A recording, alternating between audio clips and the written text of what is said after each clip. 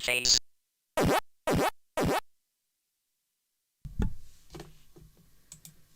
Hello and welcome to another stream on the channel. This is the third in my 2021 recap streams. Of course, maybe 2012 would be better, but it's 2021 and this is the third of my recap streams. Now, you might be asking why I've started with Vendetta, but we'll get onto that one shortly. First of all, I'm going to say hello to everybody who's in the chat. We have Aussie Guy, our regular with the facts. We've got Cow, our resident Cow, and we've got Retro Productions, who I'm sure I've seen before. Thank you for dropping by, Retro Productions. We've got Lo-Fi Kills, another regular, so again, thank you everybody. And MAME Mania, I think I've seen you here before too. And Carlo and Bob and Mr. Out of Heaven. So we've got quite a few of the regulars here. It's always good to see you. Thank you all for joining. I hope you're all doing well. And we've got Maabou as well, just saying evening. So anyway, so you know what these streams are about if you've seen the previous two. They are looking at main progress from 2021, and some of it's things I've covered before. There's one or two bits that I've not covered before. This is more of a bits and pieces stream as opposed to the previous ones where we've had some more to play. So some of these aren't playable yet. I'm just going to be showing bits of progress, which might take it like a minute or so. So I don't know how long this stream is going to last. It might be quite a short stream compared to the previous ones. I might be able to get full 3 hours out of it. I don't know. But yeah, I thought I'd start with Vendetta, which is a game that's been in main for a long time. But just the other day, like about a week ago, maybe 2 weeks ago, a fix went in. And the fix should be in the next main release, which should be before the end of the year. And it's quite an important one, really.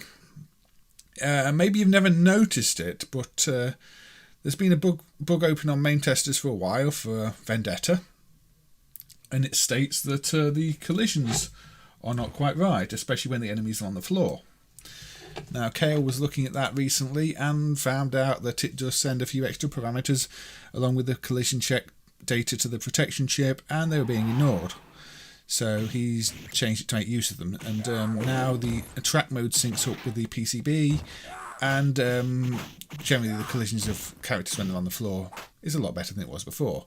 Unfortunately, it did mean he had to add a hack to Thundercross 2 to bypass the startup check, because that checks the protection in an odd way, not really using it as protection, just sending random values and expecting results back, and there's a little bit of a hack in there to deal with that, which had to go away to emulate the chip properly, and it's not quite known how to make that one pass as well, but maybe with more research that'll be figured out. Racing Forces, another Konami game, Main Mania. I think Cow would like to see it fixed, but it's not an easy one to fix. Anyway, let's coin up Vendetta. Now, I'm not overly familiar with this game, so I'm personally not going to really notice how it's fixed, but I'm sure if you played a lot of this game or played it in the arcades, you'd have probably felt that it seemed a bit off in MAME until now, basically. Because it was not properly emulated. So, there we go. Now, this game has a lot of fans. A lot of people really like these Konami beat-em-ups. The original Crime Fighters, this which is Crime Fighters 2, and Violence Storm, which is sort of, I think it's related. It's not quite the same, but I think it's meant to be part of the same universe.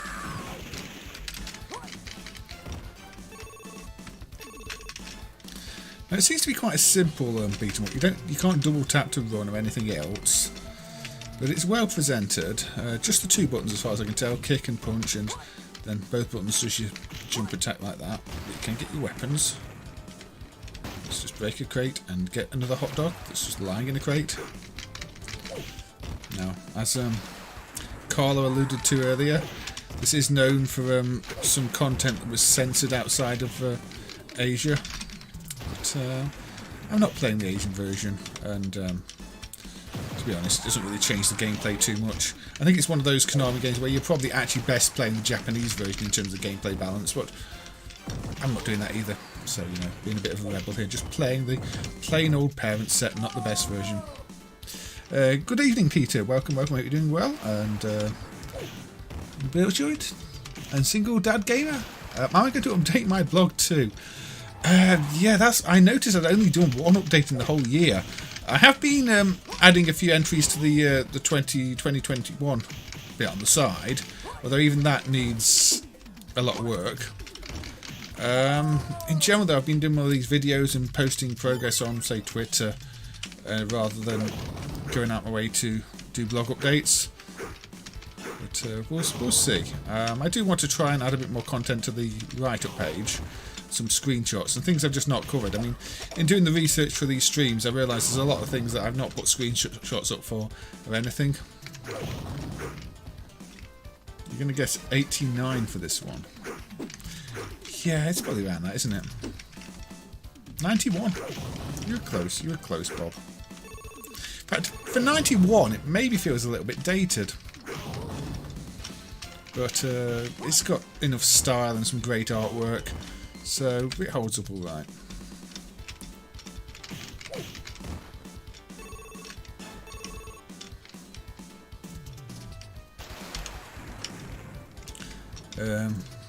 Sexy MAME wants me to not move and initiate a Molotov in the sky. So let's see what happens if I don't move. No, I'm ignoring the go. 2 years off was a long time in this era. But I'm not seeing a rain Molotov in the sky. Shall I speed up a bit? Oh no, somebody's come to stab me though. More people came. There was no rain Molotov in the sky. People just came and stabbed me, which was very nice of them. Maybe it only works in certain scenes. I don't know.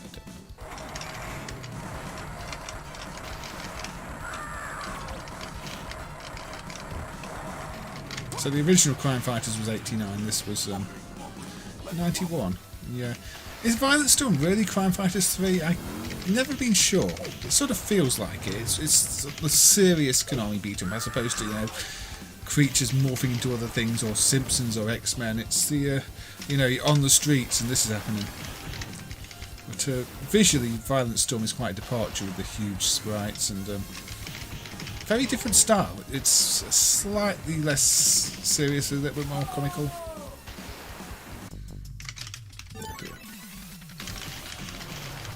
But yeah, the collision boxes in this are apparently greatly improved, so if you know how it's meant to play and you didn't like how it played in MAME before, then you might want to give the next release a try because it's been dealt with. At least Kale thinks it has, and the test cases he's aware of now work correctly. Yeah, it is considered Crime Fighters 3, is it? No, it had never carried that title though. That one needs some fixes too. Unfortunately, there haven't been any fixes for that one this year.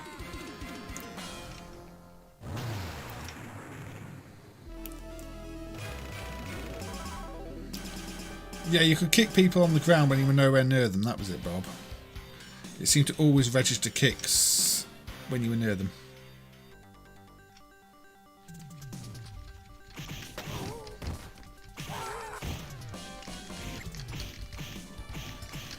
So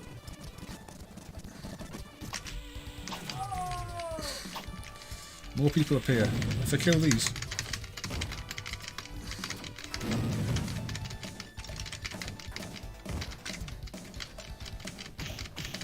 How many enemies keep spawning if I never bother to move?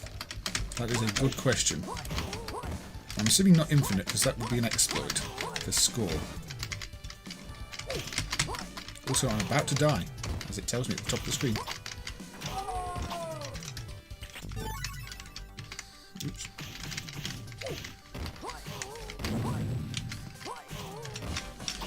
Are these unbeatable enemies?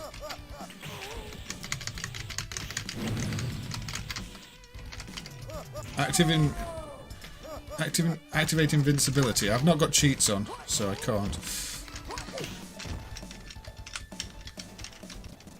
No, it just keeps spawning more enemies, doesn't it? I can't turn cheats on because I would have to restart. I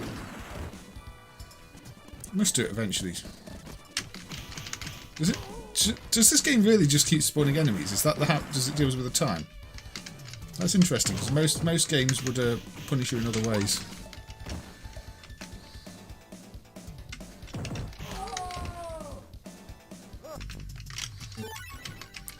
Anyway, yeah, let's just keep going. I guess the Molotov rain must be some feature they added to the game in case something really bad happens and it gets completely stuck. Because it doesn't look like you can trigger it in a normal situation without cheats then. Or at least I don't know how, if you can.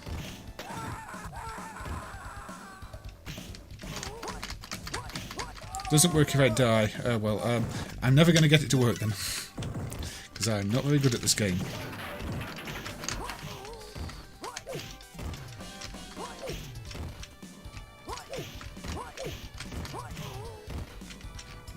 I just like doing this to people. Oh.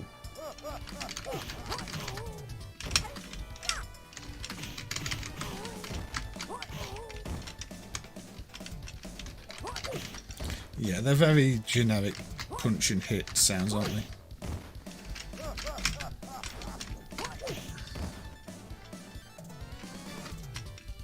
Jam, man. Some raspberry jam, please. Where's the counter? I kind of regret spawning these guys in now.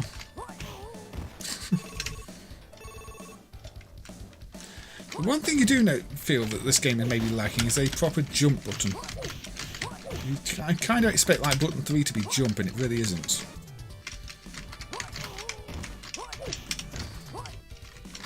You can't just, you know, complete the game by spamming a jump kick.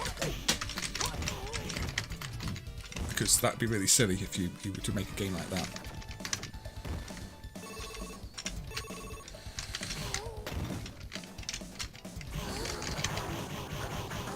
So yeah, we'll play this for about another 5 minutes or so. I don't know if my style of play has actually demonstrated any of the fixes or not. I think before you could like hit the enemies when they're on the ground from miles away, and now you can't do that.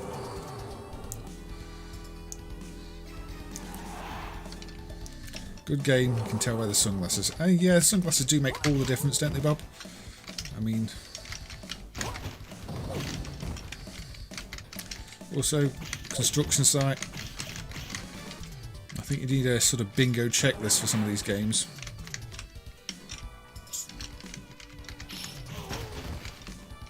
Don't think you can do anything to that.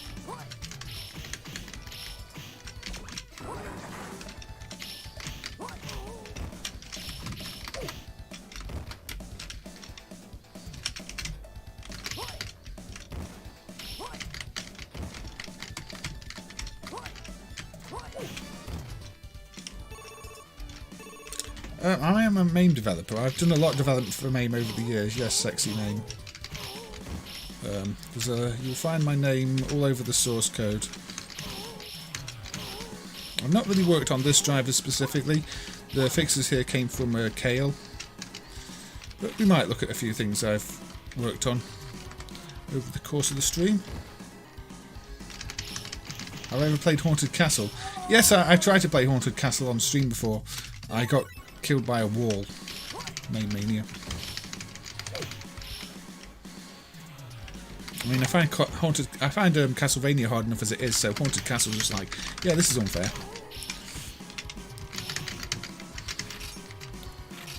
I don't claim to be a good player of these games. As you can probably see.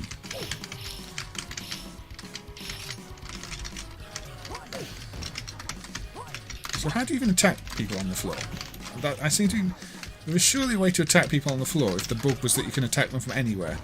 Unless you can attack them from nowhere now, but that would be a bit silly. But I don't know. Not a game I really know much about.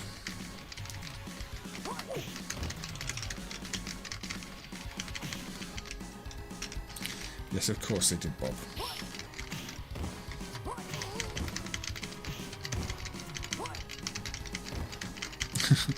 Haunted Castle and Ghosts and Goblins. Yes, those are games if you want your money to not go very far.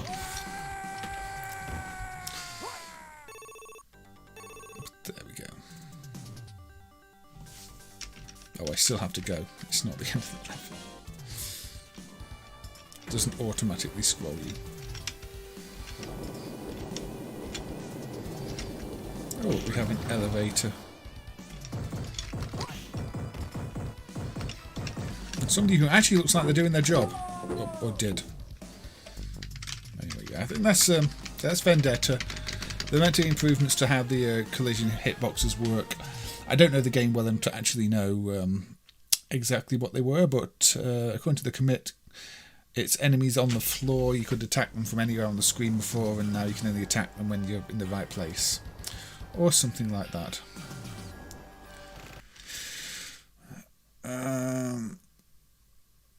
Correction to something. Game Machine issue 159 mentioned that Hiro Matsuda and Shokiki Ishihara were in charge of medal game production for LiJack. LiJack, who became Konami, or had something to do with Konami. I was mentioned before. So yeah, that was Vendetta. And it's a popular Konami game, so people who actually like Vendetta might want to check that one out and check out the fix in the next MAME version, because it is meant to play better now than it used to play. Now, I'm going to put on one where we can't play it yet, so this is going to be a very brief one where we look at the attract mode only, and this is a medal game, I believe. So this is Sonic Blastman's Janken Battle, and it's a bit of a spin-off of the Taito Sonic Blastman series, and I think it's a medal game, so it's not going to have the best gameplay in the world, but the attract mode does run. This was dumped by Phil Bennett, I think, earlier in the year.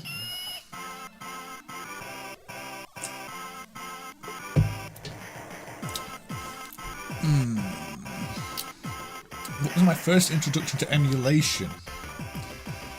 I had some Spectrum emulators on the Amiga that ran really, really badly. That was probably the first time I encountered any kind of emulator. So yeah, this one, 1998 apparently, although it's on quite basic hardware compared to proper Taito arcade games.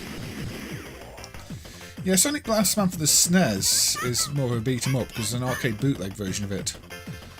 But the arcade was a big punch bag type machine where you just had to punch people on the screen by punching the punch bag. This, I don't quite know how controlled, I don't know if this used a punch bag or not. But there are no working in-game inputs on this one yet. So this is just demonstrating, you know, that the game is dumped, the video system is hooked up, but it's not yet been made in any way playable. So all you can do is watch this Sonic Blastman attract mode. Now, one thing I did notice is the cutting room floor. Gold S has done an update on the Sonic Blastman article there, and there's quite a lot of unused content in Sonic Blastman, and including, you know, early designs for the character. And the original Sonic Blastman character was apparently called Super Sonic Blastman and looked a lot like Superman, you know, a red cape included. So hey Mike, Iris, welcome. Hope you're doing well. Good to see you. Yeah, that's the old MAME acronym, MAME Mania. I mean, we don't really use that acronym anymore. But, you deleted an earlier post, did you, Aussie guy? The other, darker world below the threshold of consciousness. Indeed, I do wonder who developed those games. Some of these will remain a mystery. Anyway, there's nothing to play there. You can't really coin it up. But I thought I'd show that as just something that maybe one day will end up with inputs, and maybe one day will be playable. So there's going to be a few of those over the course of this stream, because there has been a fair bit of progress that has not resulted necessarily in playable games. The next bit of progress is a bug fix, in fact, though, which I did cover before, and is to Rock Climber, the Taito game, which is very similar to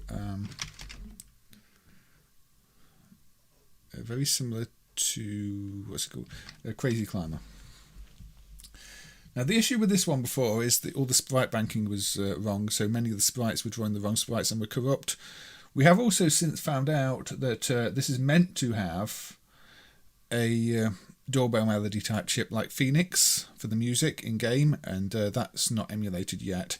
But all these sprites are correct now, so you've got the correct monkeys, the correct bear, the correct flags, and overall it is better than it was. The colours are actually correct. The colours are the same as we found on the flyer, and not flyer, screenshots of the game, a video from hardware. Did I configure this on stick? I think I did, yeah. Oh no, maybe not. I don't know. I have not got the control switch back. I like them right now. So I'm not very good at this one, as you may notice. I can say that about most games, but it's a twin stick climbing game.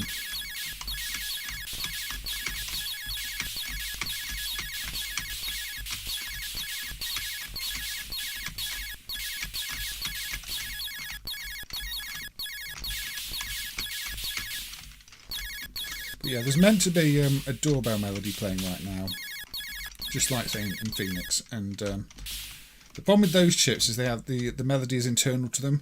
So while you might think you could just dump the ROM, you can't just dump the ROM easily. I want the Taito flag. There we go.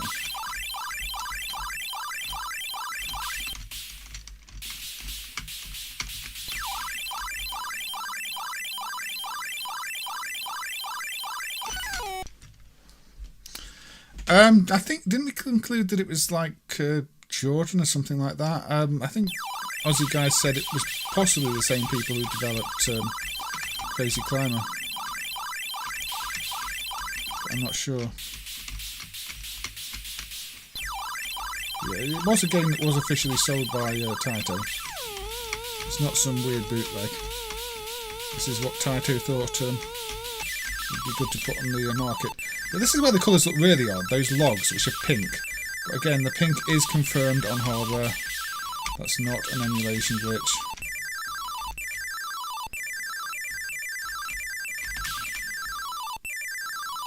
I know that.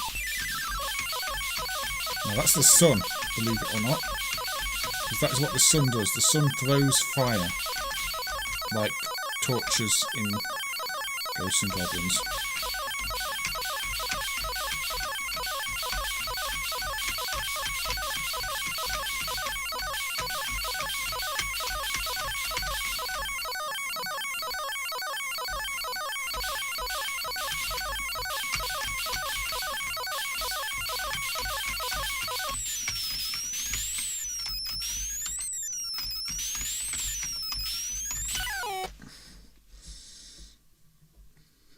So close. So very close. What other games use these sounds? This is just Galaxian type hardware. So anything using Galaxian hardware is going to use this type of sound. Nitro. Yeah, brown logs would have been a bit more difficult to see. You are correct. So maybe that is why they are pink. But maybe they should have just gone with something that wasn't logs.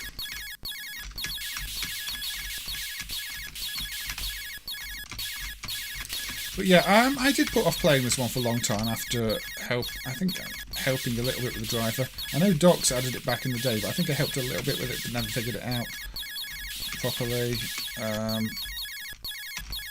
But I helped fix up the banking earlier in the year, so this is one of the fixes that I made earlier in the year at least. It's kind of difficult to remember who worked on what all the time, because I know I've looked at it several times over the course of the years without fixing it, but I can't remember if I actually looked at it back in the day. All sort of blends together. These monkeys are annoying. Not as annoying as the bear though. Jordan was likely behind this. Yeah, I thought that was what was said before, Aussie guy.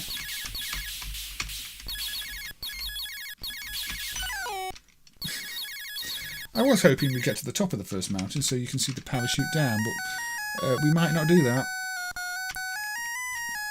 I'm very bad at crazy climber type games. I think it's the having to coordinate the two sticks. I have terrible coordination, and it's one of those. Yeah, use both hands to do it.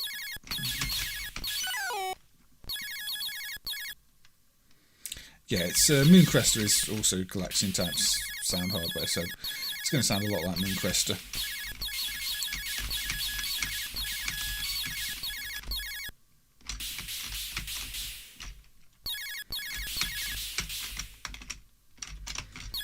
Nope. I don't want to go down. Look down.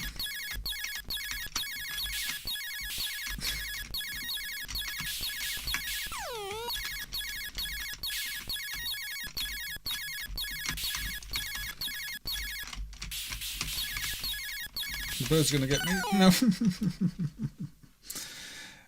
No, the graphics aren't too bad. I mean, I think it's got extra hardware. I mean, it's not straight up Galaxian. It's modified Galaxian style hardware. So things like the background aren't pure Galaxian hardware. The sprites are Galaxian hardware with actual extra banking. It's got an extra set of colours over Galaxian hardware. You hold both of them to go down, right? That would have been easier earlier.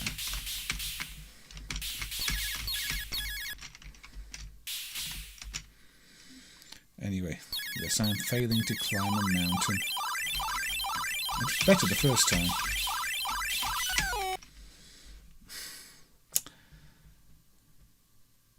Yeah, there are positions where you can't move until you put your arms in the correct position, and that is quite annoying.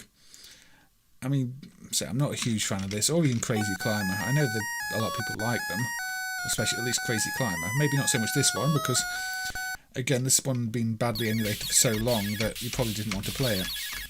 Because if you can't, I mean, if all the enemy graphics are corrupt, it's not much fun. You don't really know what you're avoiding, which is why the fix, despite not being the best game, is quite an important fix. If you're actually good at the game, you can collect all the flags and get the Taito word and get some bonus points for that.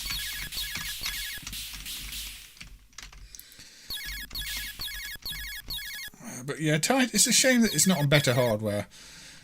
Galaxian hardware is a bit primitive for this, and it means the sounds aren't great. I mean, even with the doorbell chip that's not emulated, I don't think it'd be a great sounding game. Still suffers from these Galaxian sound effects, which are a bit shrill.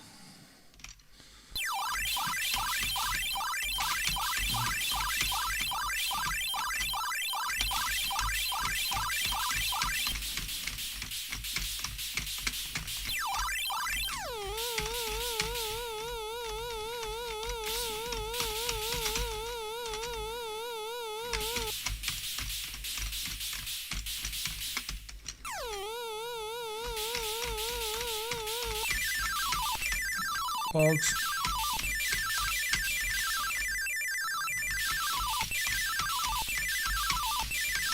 Yeah, I get a bit stressed out trying to play this one. I don't know if games are meant to stress me out. I mean, I don't mind some games that stress me out. Some of my favourite games are stressful, difficult games. But other ones, I don't know, I just find quite hateful.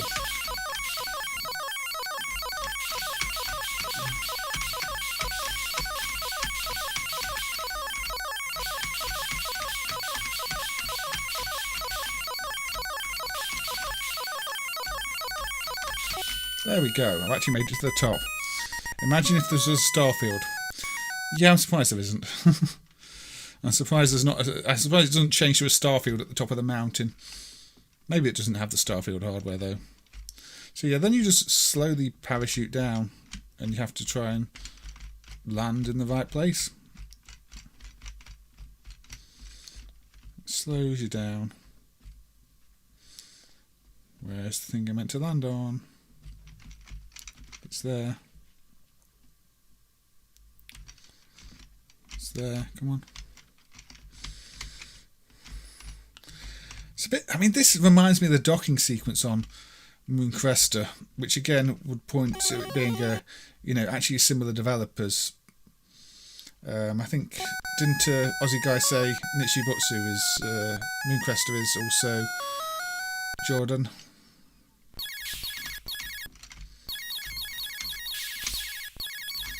Yeah, I'm assuming it's meant to play another melody there from the doorbell chip or something like that, rather than just being complete silence. This has worked for a while. This isn't for the latest version. This is a fix that happened about 6 months ago. So the progress here is in the current version. This is a recap stream for progress that's gone in over the course of the year, including progress that will be in the next version. But some of it has been in for like 6 months. Anything from the first release of the year, which was back in January, to the release that should be at the end of the month. But yeah, this one was one that I fixed earlier in the year. Okay, you can stop the sound effect now. It'd be nice if the doorbell chip was emulated, because it gives it a bit of extra music in game, but it's much more playable than it used to be prior to 2021. So that is that. Let's have another look at one that doesn't work yet, which looked kind of interesting. This one is by Para Entertainment. The problem with this one is that it has a missing hard drive image, which is meant to contain the music, and also it's got some MPEG decoder type chip or something like that for the music, some black box decoder. But there's no emulation of the decoder chip, and the hard drive, I'm assuming it's a hard drive, not a CD, with the music on is not dumped. So it's a music game, a drum game, but since most of it is missing, it's not going to do much, and say after a while the title screen you just get this assertion fail. Now, curiously enough, it uses 2 Hyperstone CPUs. I think it's the only double Hyperstone game we've got or seen. So the sound system is its own Hyperstone CPU, and the game is a Hyperstone CPU. But again, it's not going to do anything more than display this title screen until the hard drive or whatever contains the actual rest of the game data gets dumped. So yeah, KO's been poking around a little bit with the Naomi driver, correct, Mike? I think there's still some quite serious issues with Naomi in terms of timing and everything else, but little improvements would be quite nice. It still needs massive optimizations to work, but maybe one day somebody will come up with those. I don't know. So there's not much else to show with that one, but it was a new addition that obviously until the rest of it's dumped, it's not going to do much, but I thought it was worth demonstrating. Speaking of Kale, yeah, let's have a look at that one. We're going back to Taito. Fire Battle, Woodplace Taito license.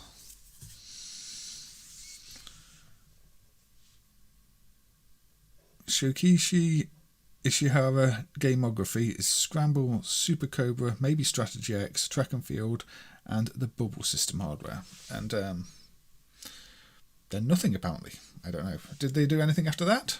Or is that their entire arcade legacy? So what was fixed in this one is the title screen and the lightning effects and some palette effects on it. And I think this is one KO fixed earlier in the year too. Quite a simple early vertical shooter, a bit like, a bit serious like, with air and ground targets. But you can see the various lightning effects that were missing before and now work. I think it still has a ROM patch for some sort of protection to boot though, so I'm not sure what the exact protection device is. I'm pretty sure it still has a ROM patch. However, it's no longer got bad graphics on the title screen. It correctly disables the background on the title screen, and the various graphical effects now work. So, if you played this one before and wondered what was wrong with it, then yeah, there were some problems with it. It was not meant to look like it used to.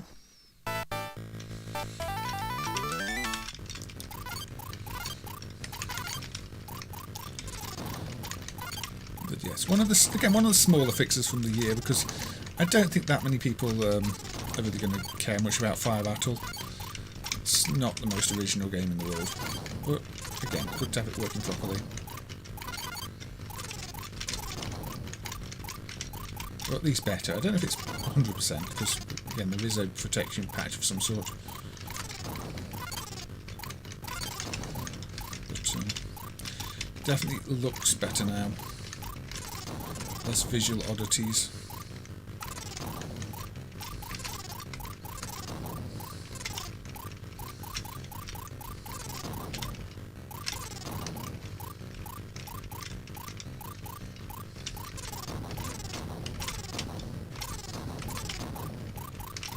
Again, it's very, very simple.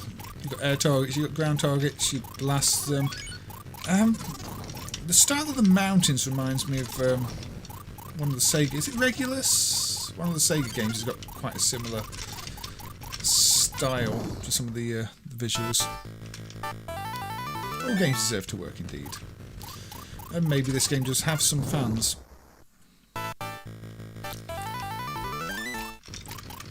Nice little volcano effect actually. You can't bomb a volcano. Probably better to concentrate on surviving.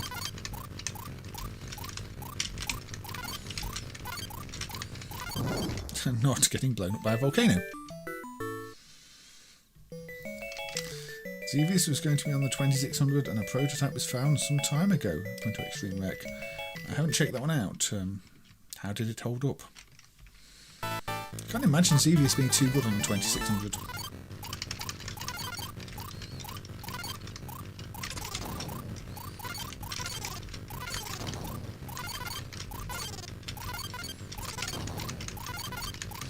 I kind of always just want the rest of these, the pipelines between the things I'm destroying to blow up.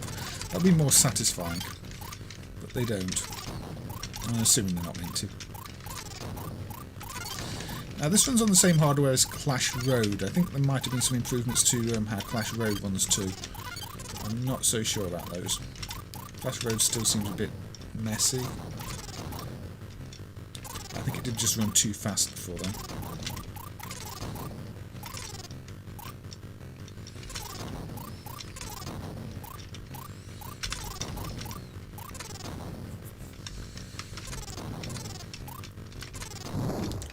Point blank. Primitives for 2600 standards. I guess they look quite basic then.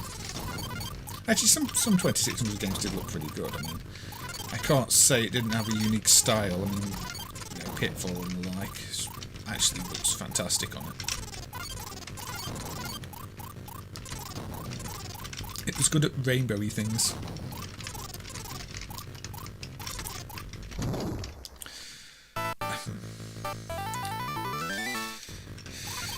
I don't think Xevious does have pre-rendered graphics. I think that's just something somebody said and has been incorrectly repeated. It's just got basic vector-like shapes. I very much doubt they're any kind of pre-rendered graphic. You wouldn't need to render graphics when you're dealing with so few sprites. You just draw them like that.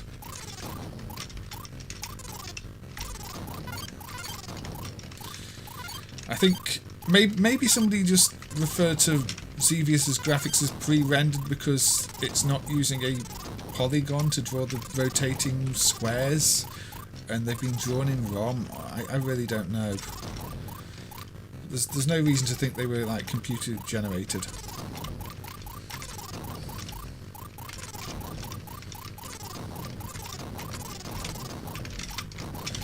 There may be a mistranslation or misunderstanding. I don't like it when you get point blanked, which does happen a fair bit on this game. Yeah, there's nothing special about Xevious sprites. There's no reason to even try and, you know, do that using computers. It'd be far less efficient than just like drawing 10 sprites or whatever it is.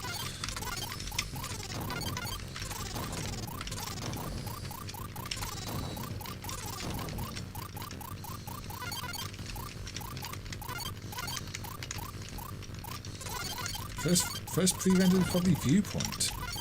I doubt it was Viewpoint. Viewpoint seems very late on.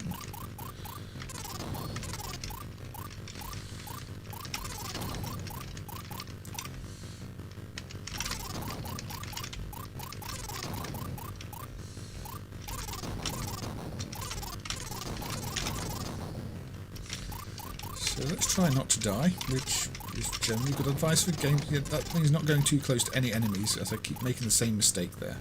I'd like to get to the volcanoes again, at least.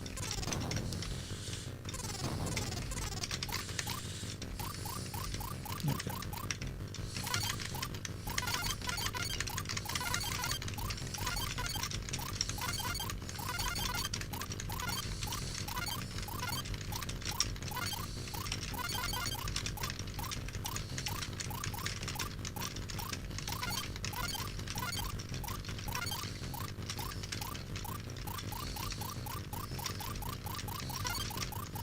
Okay, got past the volcanoes.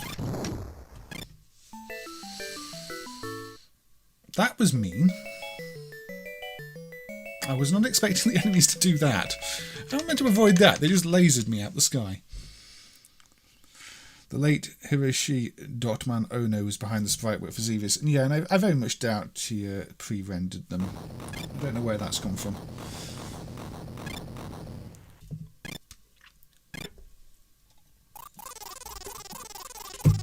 But again, you could see the lightning effects on the title page there, which is where the real improvement to the emulation this one has come in. Not a terrible little game. If you want a simple shooter, it's alright. I mean, it did seem to be trying to do a little more actually. I mean, I said it was quite generic, but then we got the volcanoes, which were a good effect. We got the ship that shot me down with the lightning in the end, which I wasn't expecting. So maybe a bit more to it than I thought there was actually.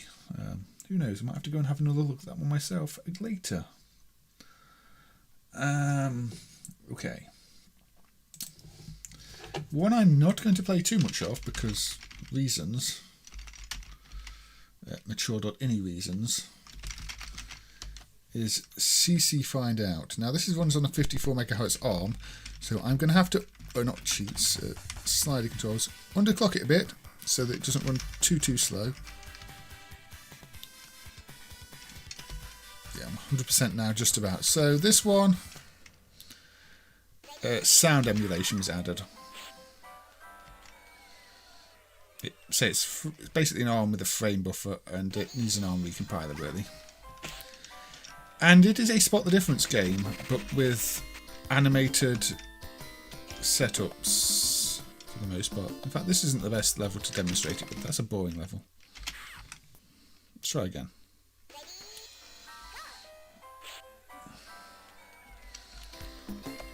So yeah, so the patterns are animated, so that one's definitely different because it's swapped around.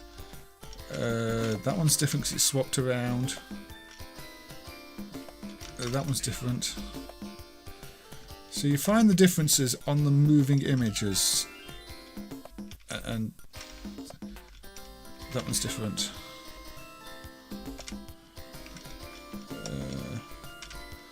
Is that one different?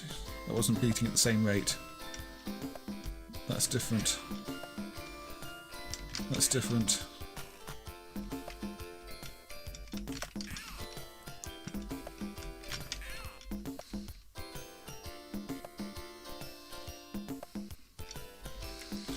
Maybe it's supposed to be able to run without the disc. I think you can run it without the disc, can't you?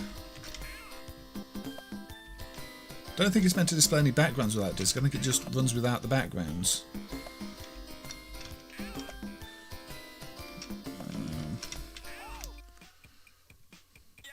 Yeah, I don't think it's meant to have backgrounds without the disc, is it? So, yeah, now you complete a level and it gives you an image. So we won't look at the image. So that's why I'm not playing much more of that one. But that one does now have sound. So there you go. There's one. Yeah, there's one you dumped a long time ago. Korean game. Pang Pang Car runs on the same hardware. It's had no sound for a long time. The sound emulation is not perfect there, but at least it does make some sounds now. It's a QS1000 one. We're seeing more of those. They're not perfectly emulated, but yeah, it could do with a recompiler too for speed. Right, shall we have a look at? What should we have a look at? Okay, going for non-arcade now. There were some dumps for Japanese computers and things like that, and Kale even worked on improving some of them. So the PC66001, which to me looks a lot like some kind of Tandy clone, but I don't know. Visually, the palette is very much a Tandy clone. And this is a port of Tutankaham, which we've seen a few ports of. And this was added to the soft list. This is a cartridge version. And as you can see, it's quite a basic looking version. It is... Apparently there are some issues with the text rendering, I think, which is what you're seeing at the bottom there. It's not quite rendering the text correctly for the time and things. At least I think that it says it's a raster effect issue in the notes, but I don't know. How am I going to get out of here?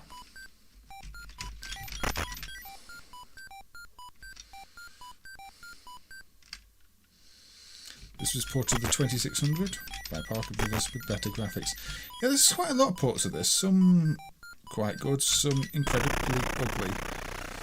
Again, that's the Tandy palette. It doesn't seem to be using the same video chip as the Tandy and the driver, but it looks like it's probably close.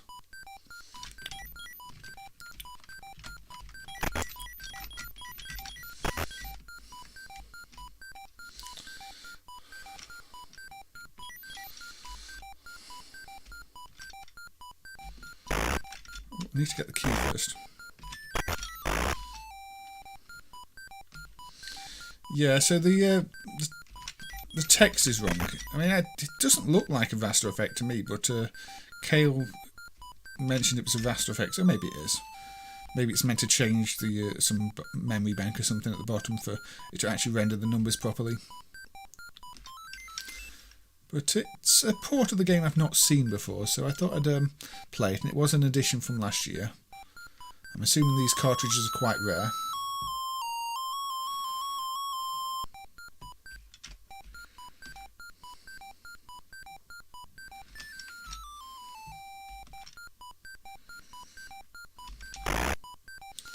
Get the key.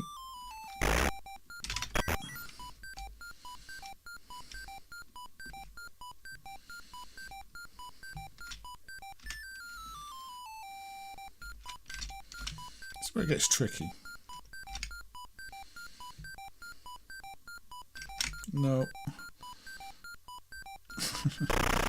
The thing with this game is you can't shoot up and down, so you have to very carefully plan your movements around that. And obviously, as you see there, my movement was quite a bit slower than the enemies, so I got myself stuck in a bad place.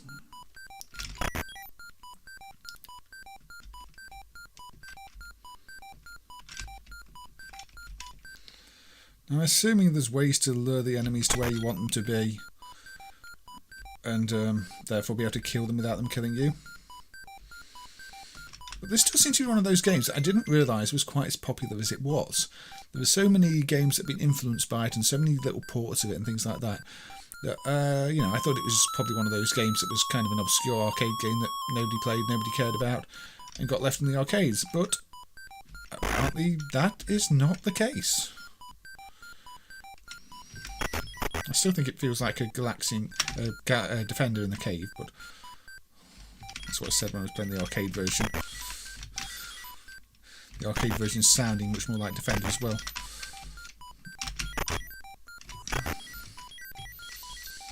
Well, no.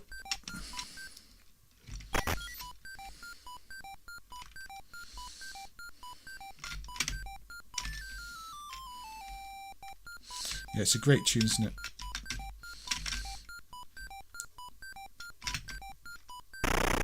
It's not even one that just plays when you're moving, like Dig Dug. Game over.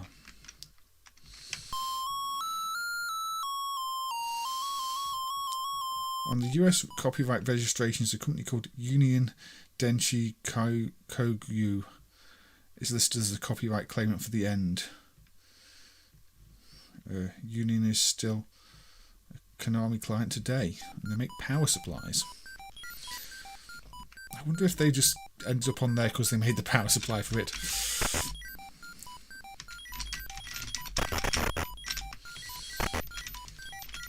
So actually, I don't even have to go and get that treasure. That treasure is optional. I've just realised that's not the key. The key's up there. The treasures are optional. The keys get you through the levels. Now, you see, there's nothing spawning here, so I could have gone and got that key. Because they've all spawned up here. Just because I want to ruin my day up here. As they do. The score in the middle of the screen was also garbled. I don't think it's a raster effect then. I think it must be a banking or maybe one of these, a bit like the kanji ROM accessors or something like that. Or maybe I'm running it on the wrong machine type. I don't know. Anyway, Tutankaham on the PC6001. Interestingly, there was a homebrew game also added to the soft list for the PC6001, which is Moon Raiders. Now you can change the colour mode in this, so I'll change the colour mode.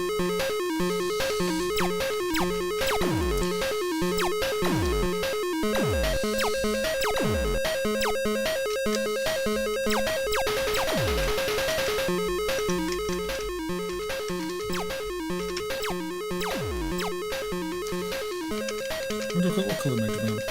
Again, this is very much like the Tandy games. Same colour mode selections. ZX Spectrum music? No, I don't think it's ZX Spectrum music.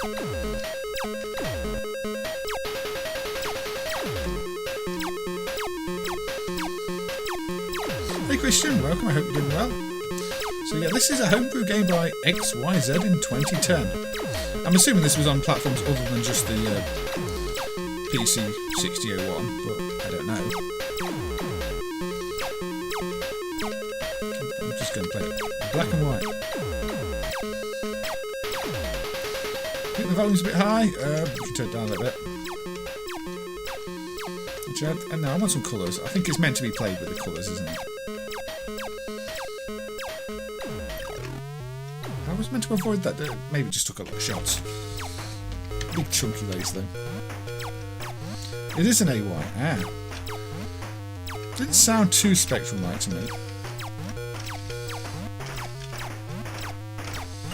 Now I'm reminded of Trapdoor with the big bouncing monster.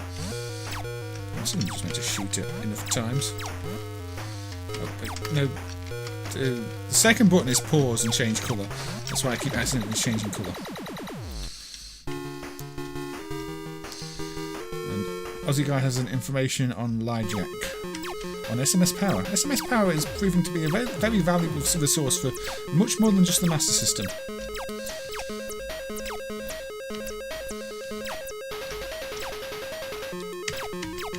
So this seems like quite a funky little homebrew that I'd never played before until I was looking through the software list editions and saw this listed.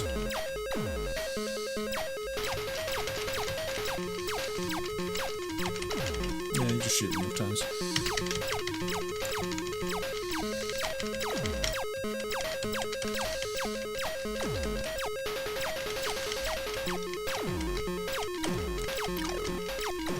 Yeah, I don't like those.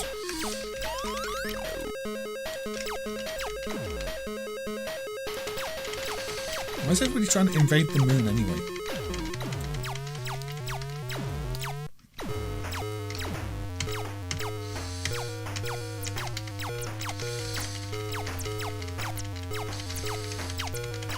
Yeah, this was added to the software list over 2021, so it's quite easy to load up. You just fire it up within the PC6001 driver with the name from the soft list, and it just works, which is, the best way. Yeah, it sounded more like an SN to me, but it is an AY.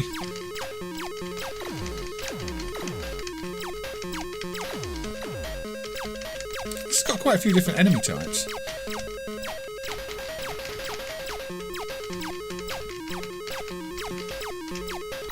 Oh, game over. Anyway, they only want to raid, not invade. Ah, okay, I misunderstood them. And it flips back to the black and white screen for the title. Anyway, I don't know if that URL is still valid, but it may be.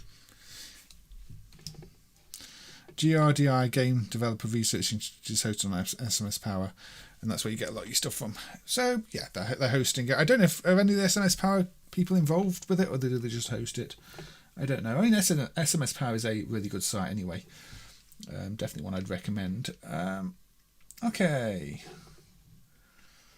Let's go to the window mode.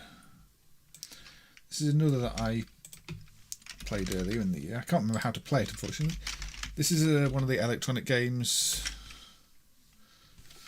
And this is one where I hacked up some artwork myself for it. I don't know if there's better artwork now, but this is... Might be if I shrunk the window down enough. Ooh. This is Black Knight Pinball by Entex. So yeah, I found a scan of the image and just used it. So left flipper, right flipper, shoot. There we go. So you see my little flippers? It's a pinball game with LEDs.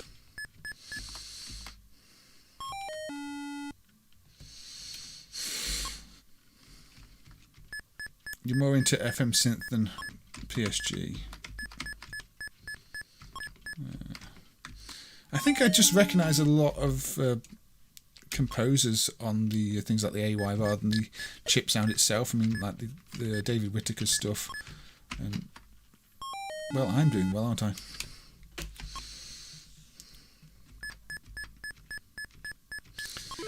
Now, I'm not sure pinball is the best game genre to try and do with LEDs.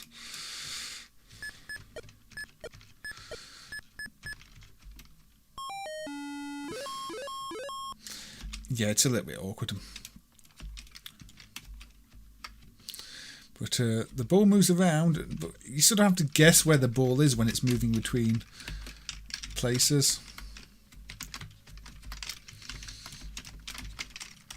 So yeah, let's try again.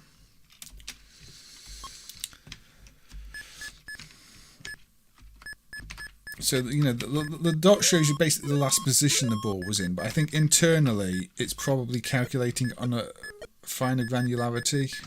You just sort of get an approximate visual position. At least I'm assuming that's what's happening. I could be entirely wrong. It's definitely no Pinball Dreams.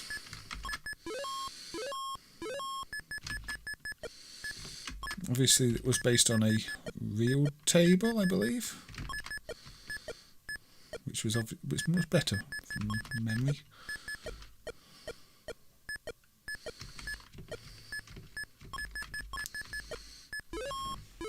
These early handheld games, yeah, they were sometimes a bit too ambitious. Even Nintendo's Pinball Game & Watch is a push compared to the other Game & Watch games. You know, I can tell why they wanted to do it, but the beauty of the Game & Watch games is the simplicity, and when you try and do pinball, it's not a simple game you can easily represent like this.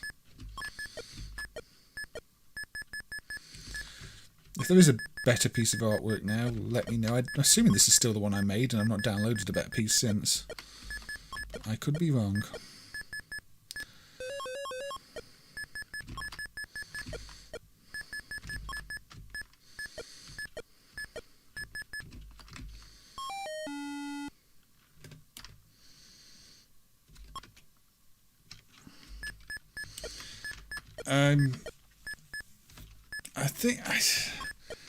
I know there was a picture of one of the Intellivision units that had been dumped, but the person who dumped it does not seem to have ever actually forwarded the ROM. At least, you know, I've asked several times about getting added to MAME, and just sort of been fobbed off with excuses. So I really don't know. I think it was it Kev Triss who dumped it?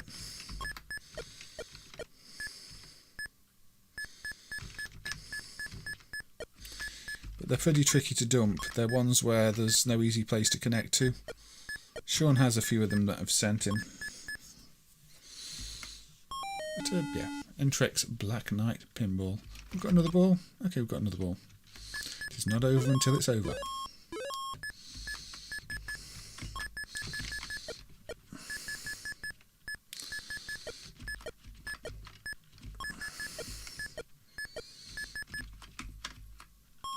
like it's over now. Oh no, apparently I have another ball. I don't know, maybe I've got an extra ball at some point. I think that's the lies it's telling now. I've got one ball left, haven't I?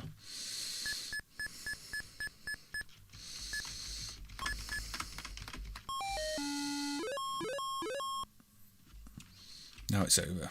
I got 482. Yeah, the ports aren't great. I mean, I've tried playing them, but it'd be nice to have them emulated for the sake of having them emulated. Anyway.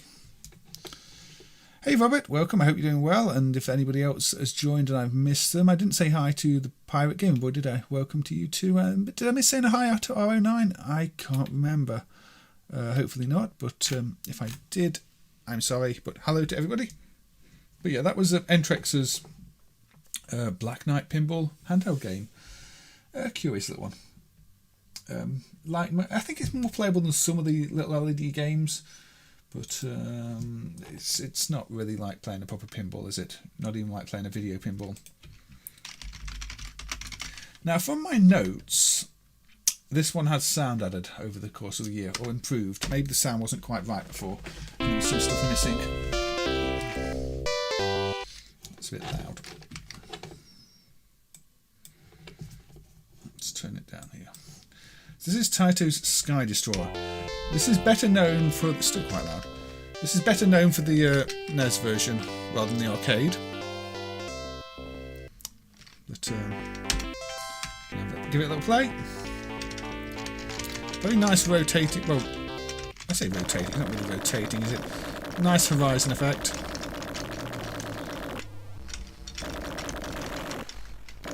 It's more of a column scroll effect. It gives the illusion of rotation.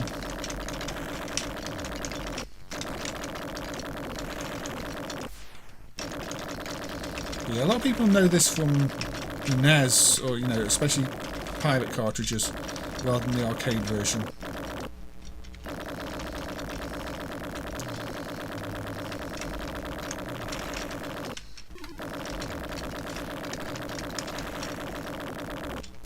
Yeah, a Famicom multi-card classic, you're right, sorry about that. But yeah, for a long time this had no sound or quite broken sound in MAME, but there were a few fixes to the drive it runs on which affected this and Psycho and Maabou, which I may also look at after this. Not very good at that.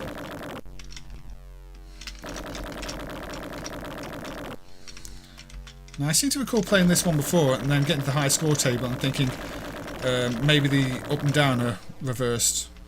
Because it does have flight controls where down is up and up is down, but then I think when you get to the high score table they were reversed too, which felt a bit odd. Not very good at getting these ships, to be honest.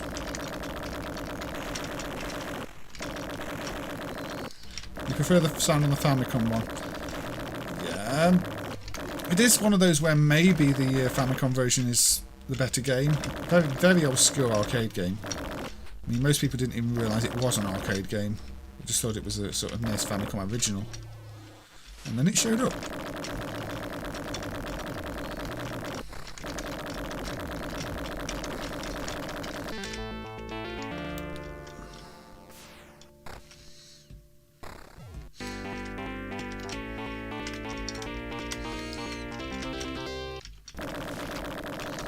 I'm not sure it's even meant to have flight controls. That's what I'm saying. I wonder if the actual hookup's wrong in MAME.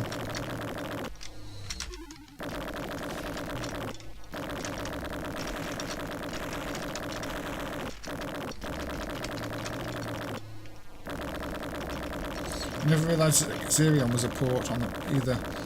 Yeah, there's quite a few, and then you see games that you never realised had ports. I saw somebody posting about Dharma on the SNES, which is an arcade port of the Metro game. Missed. Just another day.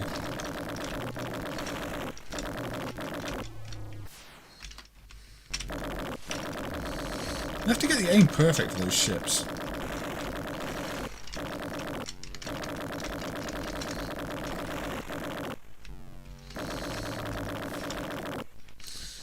Xerion's got some really nice parallax effects. I think it's actually a really good game.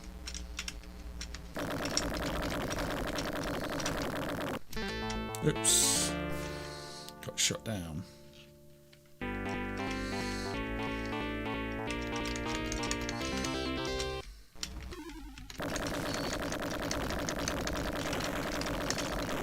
Back to the start of the stage. I was getting all nice and close and personal with that island before. And now I'm back out here. I think.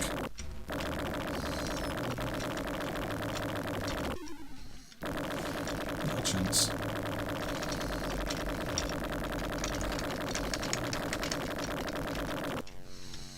Reminds me of an early Sega Buck Rogers with the Horizon. Yeah, it's implemented in a very different way, I think, but it always feels like, you know, a precursor to that type of thing, like Space Harrier, might say Buck Rogers, but this one's obviously from Taito rather than Sega. Oh, I've got another life.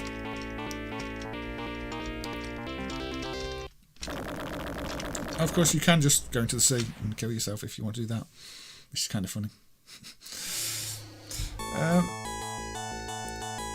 The American ships are faster than Japanese planes. Yeah, they're very, very fast. So yeah, up is down, down is up. I'm not sure if that's correct or not. But Sky Destroyer. Very rare Taito arcade game. Now has far better sound emulation. Does the game ever do anything else? I don't know. It does seem to drag on a bit, not doing much, doesn't it? Right, so the other game on the hardware is this one, Psycho Maabou, which is a curious one. It's a unicycle riding game. Now, one of the big issues with this before was the controls, which did not work as soon as you got to the 3D stages.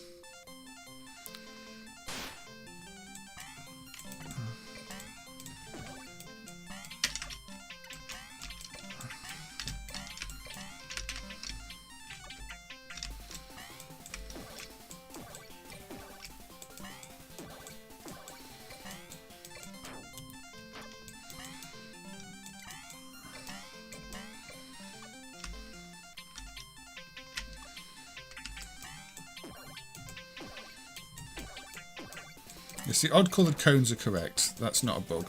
They're just meant to be that colour. I don't know why, but that's correct. Unfortunately, I don't know if I'm going to pass the stage. I'm doing quite badly. I need to pass the stage to get to the next stage, though.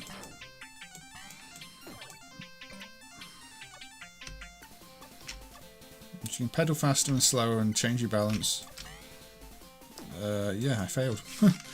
You fail, it's game over. It's a very punishing game in that sense. I don't know if that's supposed to be the Himalayas. Good game for testing the mirroring bit on the FC multicarts. Ah. So I suppose it's a good game for having broken on your multicart if your multicart doesn't implement it properly.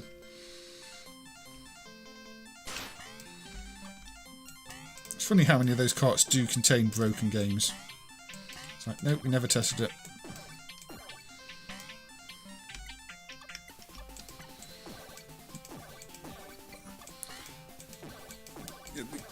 You have to get your timing right on this and your jump heights and how long you hold everything down.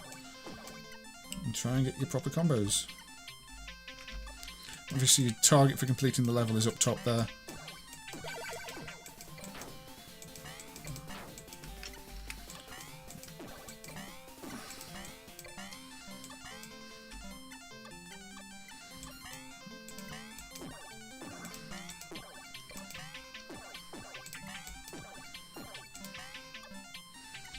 I made it or not? No, not ever.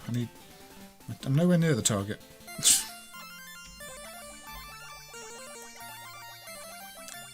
Oh, what did I?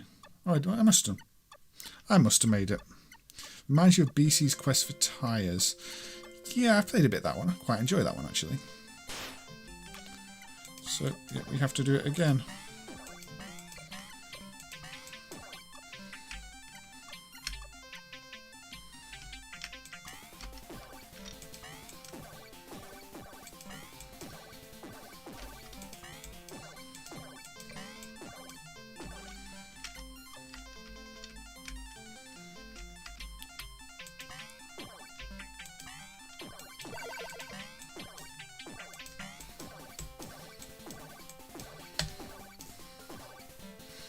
Nice little combo there. Yeah, the longer you hold jump, the further you jump. So if you can time right and get them all, and keep your balance, which is actually fairly easy to keep your balance. The bootleg is Bootleg Overture. Pocket Games 151. Is that the one that was previously in the driver and is now a soft list? So this is the stage that was previously impossible to control. As you can see, you can actually now control it. But every time you played the game before, the game would be over on this level because you couldn't move left and right reliably. Now it is actually playable.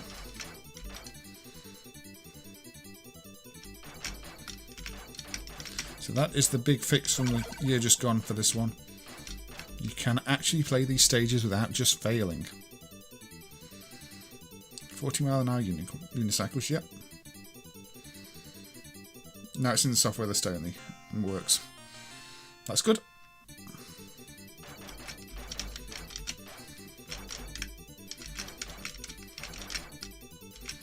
Yeah, obviously this game should never have been considered working before when the controls on the stage didn't work, because you really couldn't get past the stage. Now, as long as you don't miss too much, you can get past the stage. There we go, I've completed the stage. Hit the target.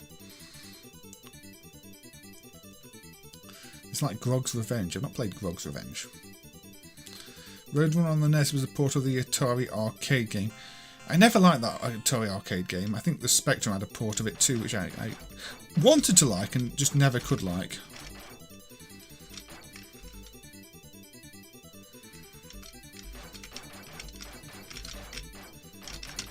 A bit like Guitar Hero with a unicycle. Except not at all like Guitar Hero. I'm kind of just reminded that the target's coming towards me. I've hit the target.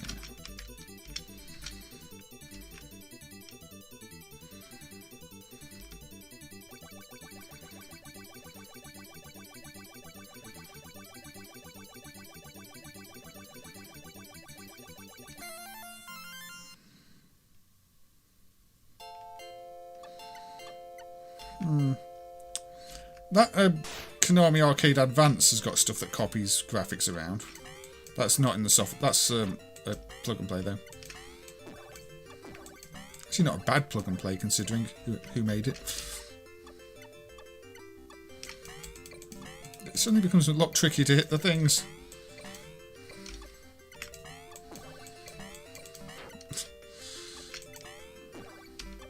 So I've never seen this stage before because, oh look, I'm now got a helmet on.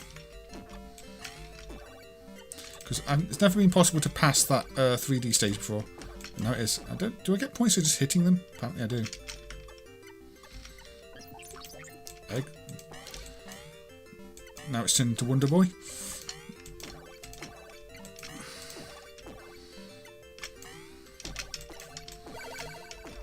Don't fall off, don't fall off. No, no. Oh, there we go. I don't think you can fall off, I think.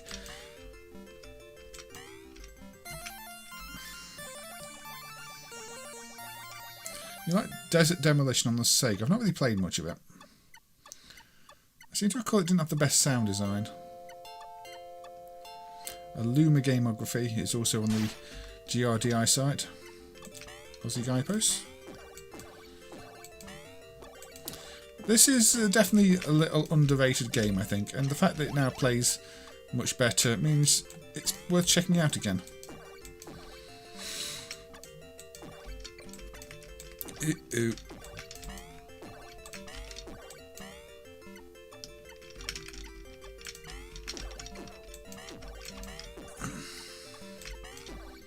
I'm surprised I can just hit those.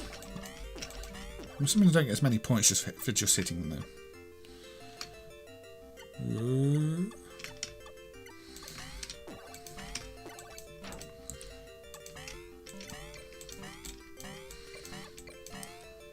I've forgotten Taito Classic. Yeah, it is. It is. I wonder what the original controllers were though. 'Cause the way you lean forward and backwards is quite odd in this one.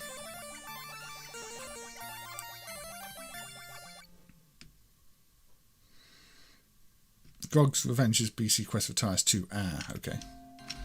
So we have a bonus round. Oh, okay. It's a catch the balls. So now, I didn't even know there was a bonus round in this. I've never seen this round before. But, oh.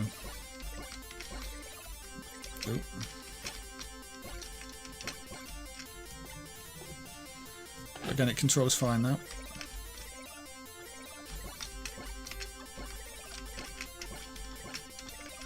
This is where I end up playing the game beyond anybody testing it and it breaks again. But I don't know, we'll see. I wasn't planning on playing it for this long, to be honest.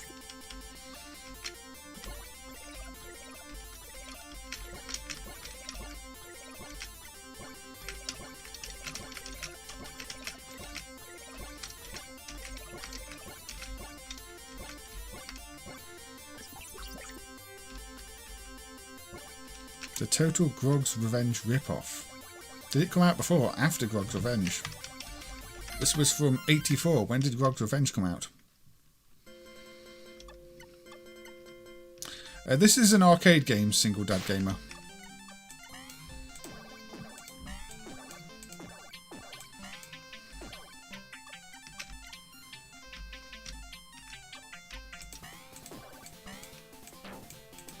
This is a roller that's the same as Major Havoc. Ah.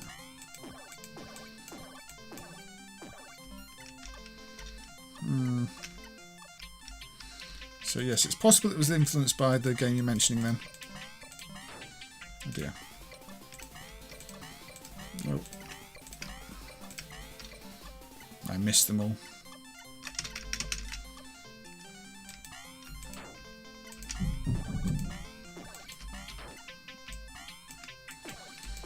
I've lost my rhythm here.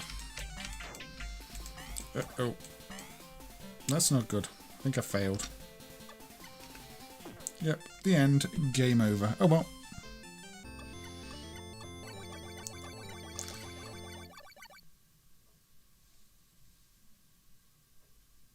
Nine-ball shootout glitches after a while. Does it? I've never really played much of it.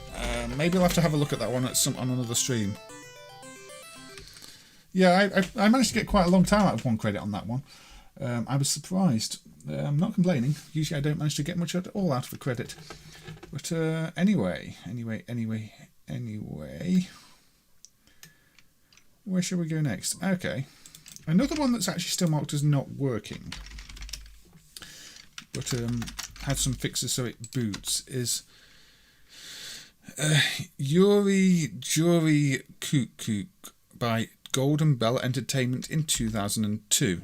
Says imperfect sound, yeah, because it's a QDSP thing, isn't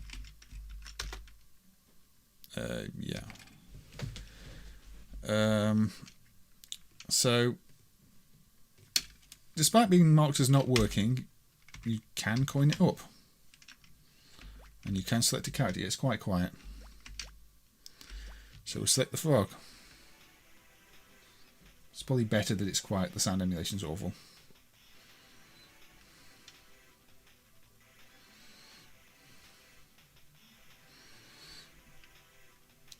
So, best I can tell is I'm going to McDonald's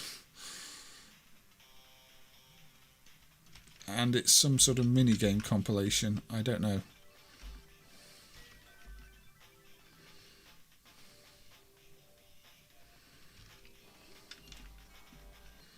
So I'm guessing this is going to be Find the Acorn, isn't it?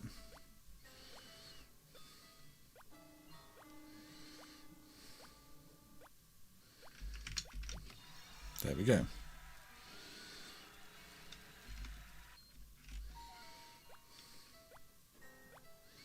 With random piano notes, which you probably can't hear because they're really quiet. No, no idea where it is. Yeah, that's one mini game. There are all sorts of other little mini games in it. It's still marked as not working, so I'm not going to spend too long on it. But it might actually be playable.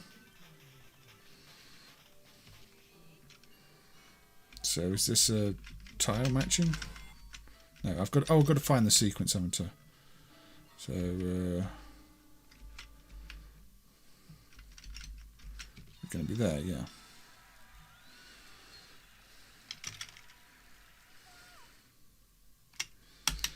So there's that game. There's going to be more mini games in here. So don't know. Where should we go? We go up here.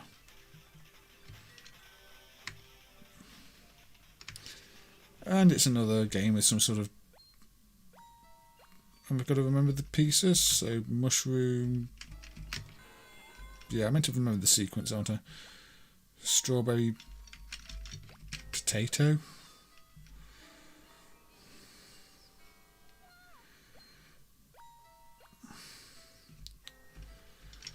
A knockoff Wii with a 4Kids logo.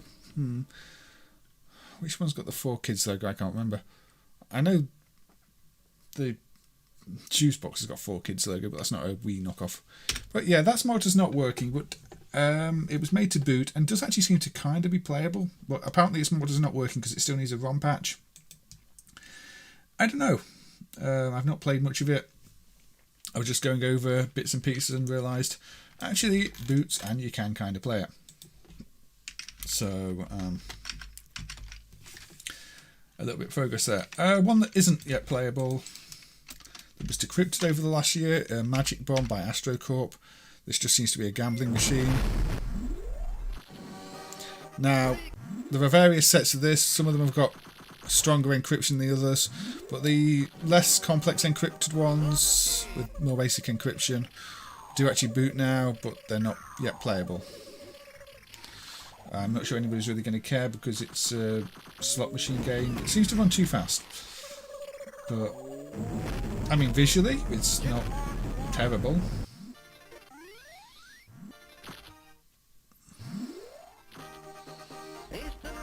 But, yeah, we're not going to play any Magic Bomb because we can't play any Magic Bomb.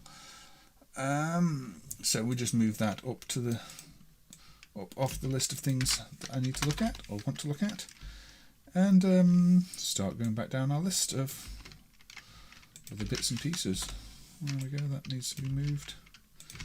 That needs to be moved. That needs to be moved.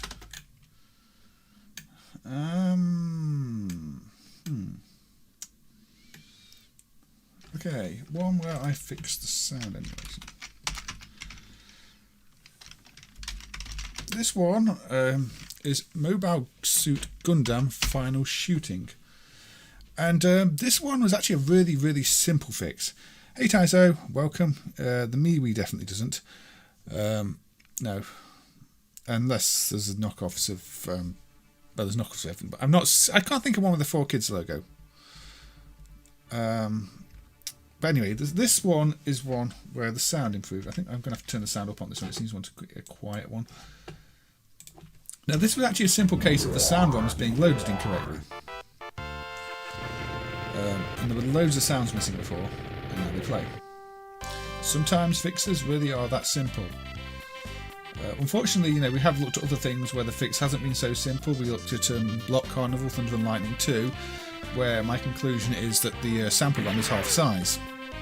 So I wasn't unable to fix that one, but in the case of this game, it was just a case of a sound ROM being loaded in the wrong region. So we can have a little play of Gundam Final Shooting and, listen to the sound fix that was made earlier in the year.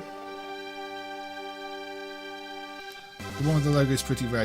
It's not dumped yet. That's alright. I mean, there's no pressure to get these things dumped. I still need to decrypt some of those other NES multi games at some point. You dump this one. I don't think any info is needed on this one. I think this one is now correct. It's just the only thing I found to be definitely a bad dump over the course of the year is Pac-Carnival, Thunder and Lightning 2, which is on SETA hardware, but not this SETA hardware. But yeah, previously the gunshots and everything else were missing in this.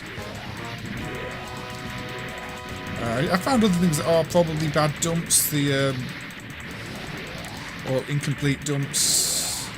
The Nunchaken, the Lady Master clone, the colour proms on that must be incorrect. One of the sets of 99 The Last War, the one Showtime done, definitely needs different colour proms. because it's got a unique background that requires different colours. But other than that, I'm not finding many bad dumps these days. Pretty good shape, I think. I thought Pac-Carnival was a really common board as well, but I've not seen one for sale at all. I've looked for it a few times. The other games are rather more rare, especially when you're looking for specific versions.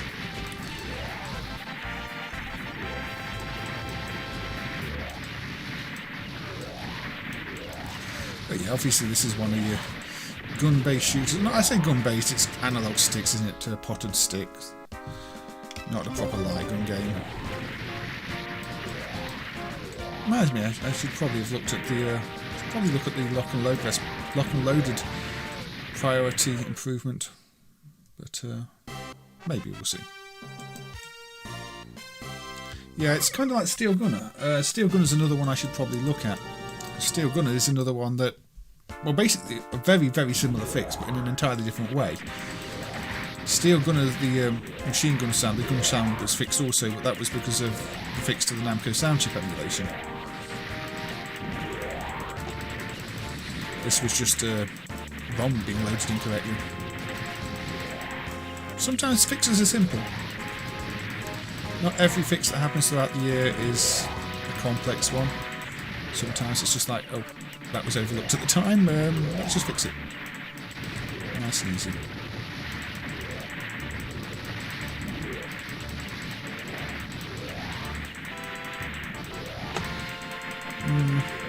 Still haven't seen any of those medium resolution handhelds, unfortunately, to write a Trojan on. And Bob found another one that has a different internal ROM for the lower resolution ones that was left in the NES soft list. Or one of the Cool Boy, was it RS13? That's got a different internal ROM to the ones we've got dumped. Yeah. There's all sorts of bits and pieces that are surprisingly difficult to find these days. I guess because people just threw them in the bin if they weren't samples in the first place. We did have a look at one of those handhelds in a previous stream because of the addition of some of the sounds, even though the sound emulation is pretty bad. Yeah, I mean, I'm not a sound emulation expert in general, so for me sound is definitely one of the most difficult things to get right. And also it's one of the easiest things to not notice is wrong, or you put in a fix that's wrong and not realise. That was the problem with Pac-Carnival. The ROM was being reloaded into, a different region. It seemed to cause it to play sound. I don't think anybody had noticed it was playing the wrong sounds because half the ROM is missing. But by the time you get to like one of the later stages, about stage 3 or 4, it's just playing garbage because it's trying to play stuff that doesn't exist, that's not in the ROM.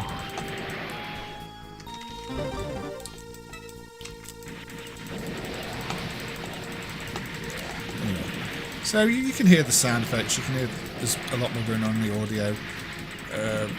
That's all there is to show with this, really. It's not a bad game. It's not the most immersive, addictive gun shooter, but there are definitely worse ones to play. And the visual effects, this TV effect when you get hit, it's kind of nice. The presentation's well done, but it's just an on-rails gun shooter, and there are plenty more you could play. And in fact, yeah, we'll have a look at Steel Gunner, which is the one Guru mentioned. It's a Zaku massacre, Johnny Bond says. I'm assuming that is those are the enemies I were killing. I don't know much about Gundam myself. But yes, it's one of the few games that uses the zooming chip that Seta put out. I think the other one, Jockey Club, uses a similar chip. But it must have been quite an expensive board, this one, because it's got hardware that wasn't used in many other places. Surprising. Not a standard SS3 board. It's a unique one. But yeah, Steel Gunner, okay. Or Steel Gunner 2, they're basically the same game. This is one where the gun sound has been hooked up, as I mentioned. Same fix as the engine sounds in Suzuka 8 Hours and Final Lap and the like.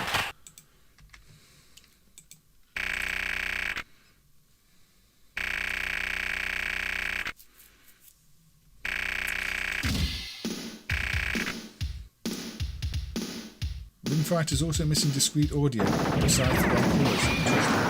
It's not very loud. Still a bit loud.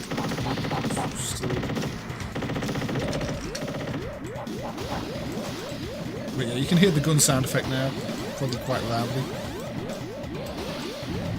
Before, the gun sound effect didn't work. So you can hear a warning sound effect because I'm almost dead.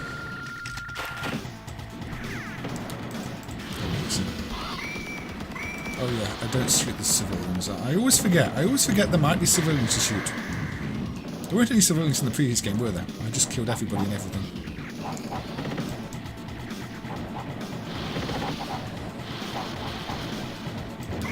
No, I was trying not to shoot you. I'm almost dead again.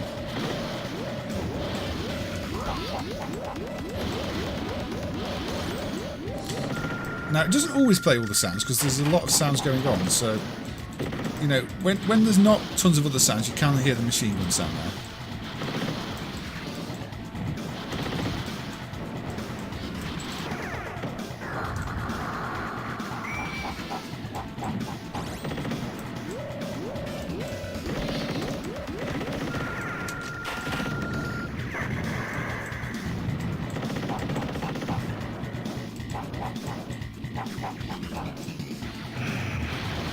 The gun sound is quite quiet in general, so I can understand why people didn't know that it was missing.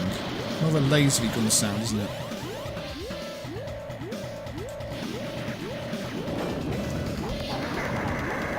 It's quite low in the mix, but it does play now.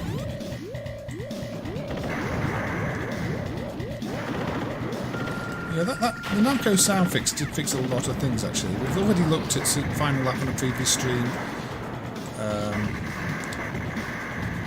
Did we look at Suzuka? I don't think we looked at Suzuka. We can probably look at Suzuka because that had a video fix too.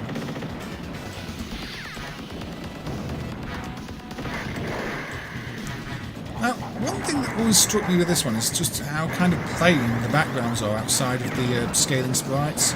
I know there are enough scaling sprites to make up for it, but you know, just very plain gradient backgrounds for the most part when you're outside. I'm almost dead again.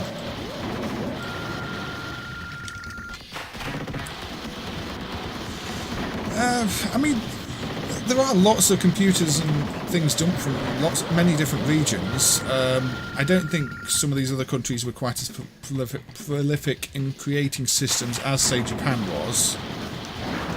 In terms of business, it's mainly business machines you've got to worry about, because a lot of them would have had their own business machines.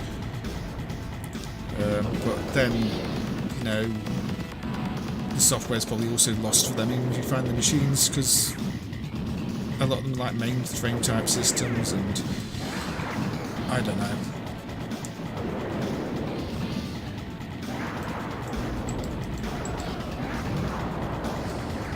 Are you dead yet?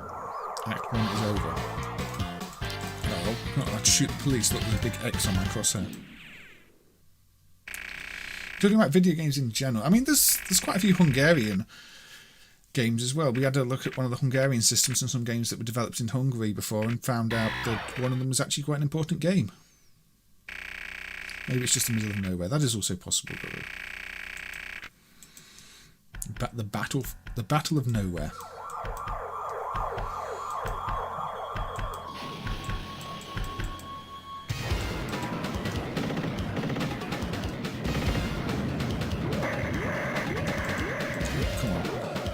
Did they take the warning sound out of the sequel? Because the warning sound is just annoying. It's like playing Gunnail.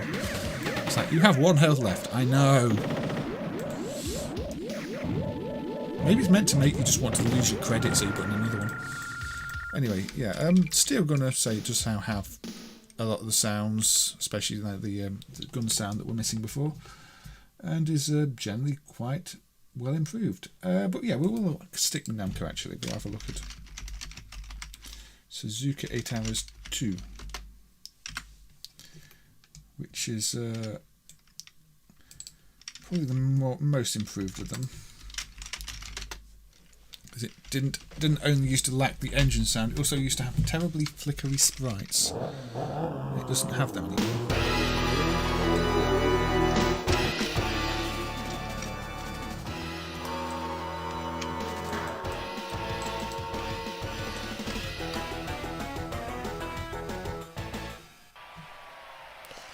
Enemy shooting at the left take damage on left player 1. And yeah, that's fairly standard for gun games actually. What am I doing? Operation Thunderbolt's the same, isn't it, Jitterdoomer? Although when you play in the games, you tend to forget and just start shooting everything.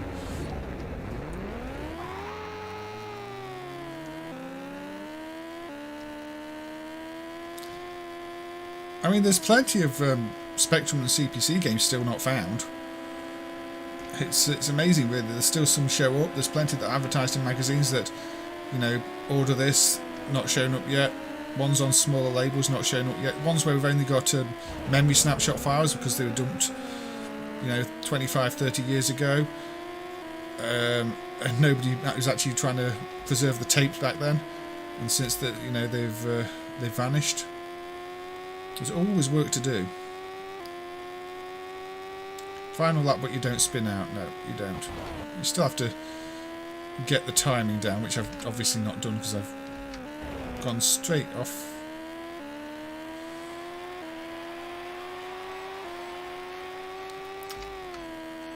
Yeah, this used to flicker quite badly in places, especially on the tunnels.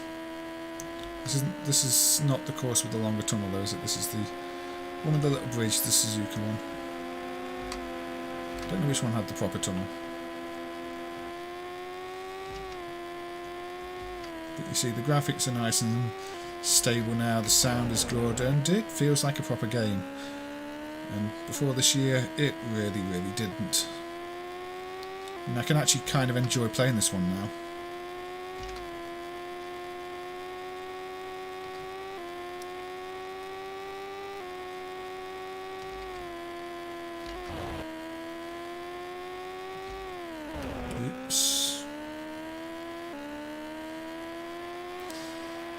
Yeah, interestingly, you say this is the same sprite chip setup. I think it's they're labelled differently, but it's the same. They work in the same way as the ones found on Final Lap R. And as we later found, Dragon Gun, the Data East game, uses the same set of sprite chips. That was an interesting discovery, and that is actually how Lock and Load had improved a bit. Although I did mention before, that's still not marked as working because you can crash it quite easily, especially if you calibrate the second player.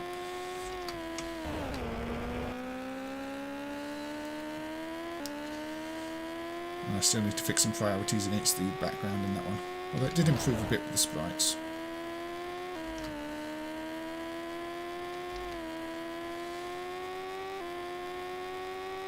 I'm not going to finish here.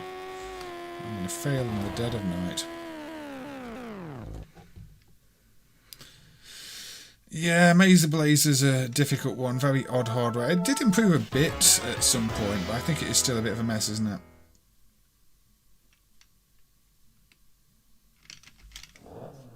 The Suzuka layout was so dangerous they modified it in the mid-90s. Is it less dangerous now? That's not the one with the bridge either. Which one's got the bridge? This one? Is this one got the bridge? I don't remember. Let's do a lap of it anyway. There have been plenty of cases where people have remembered games and nobody else has remembered them, and then eventually they've turned up. Planet Probe is one example. Somebody really remembered playing it, and nobody knew what it was, and then it turned up. The person didn't even remember the music. The Magnet System War Machine is another one that comes to mind. And yet, while the Magnet System games are terrible, and War Machine is just a rip-off of XX Mission, they'd remember playing War Machine in Spanish arcades, and nobody else had heard of it. Nobody else knew what it was. And then eventually it turned up. And the same is going to be happening for home computer games and the like. Well, you know, arcades that were location tested and then never seen again. Display units. I mean, these days even online games where, you know, they've been pulled and you can't buy them anymore, and they were tied to older hardware, older phones, older consoles. A lot of these educational devices had online services. You know, the newer Leapfrog ones and VTech ones. You could download games, and those services are gone. So lots of people have grown up with games that you can probably not buy anymore. find nowhere. Nobody's archived them. They're just gone. Yeah, as you can see, there's no nasty flickery objects in this anymore. There's a single line which might be a glitch in the tunnel, but I don't know. That might be a scaling issue. It might be something that occasionally happens on hardware. It's not always perfect, the scaling on things on hardware, even.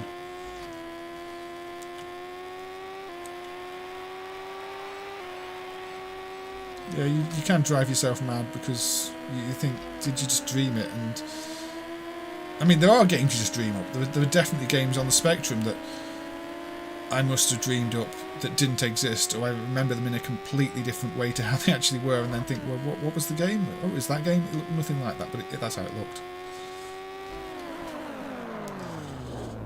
Treasure Island is one of them.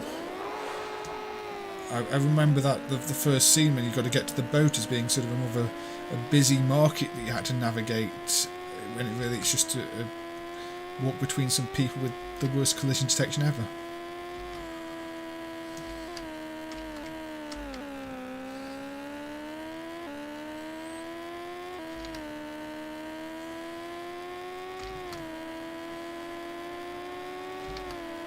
I'm going to finish again. No. Oh, come on, the finish line was right there. Probably not the final lap, but still. Vertex we know existed, though. There are pictures of it. Anyway. Say Suzuka, nice little improvements over the years. Possibly worth checking out if you like the game. 4 tracks apparently got engine noise fixes too, as did the rest of the final lap games. Looking Wild got fixed speech. Yeah. Right. Not sure how much I want to cover this one,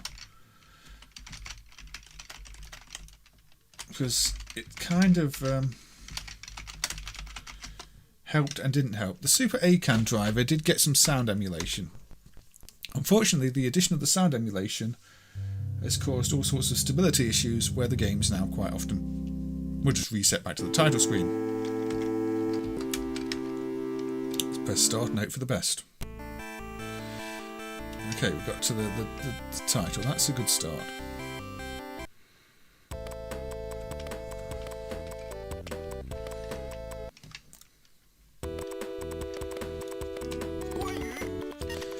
Now, the internal ROM from this does still need dumping from the system, some kind of BIOS. Presumably it pre-boots either the main CPU or the sound CPU, it's not quite clear. Yeah, I think this was released on PC DOS as well, wasn't it?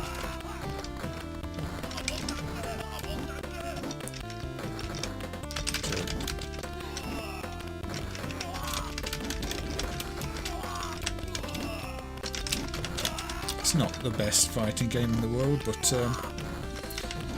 it's not the worst either. The actual ACAN hardware seems remarkably capable, though, for a system that was just a big failure. It's got rotation capabilities and all sorts. Wouldn't really think it from a lot of the games that were released, but yeah, had potential. You remember an old Spanish DOS adventure that you think might be lost called Casa del Terra? Was it the Spanish original or was it a translation? Or did you just not know?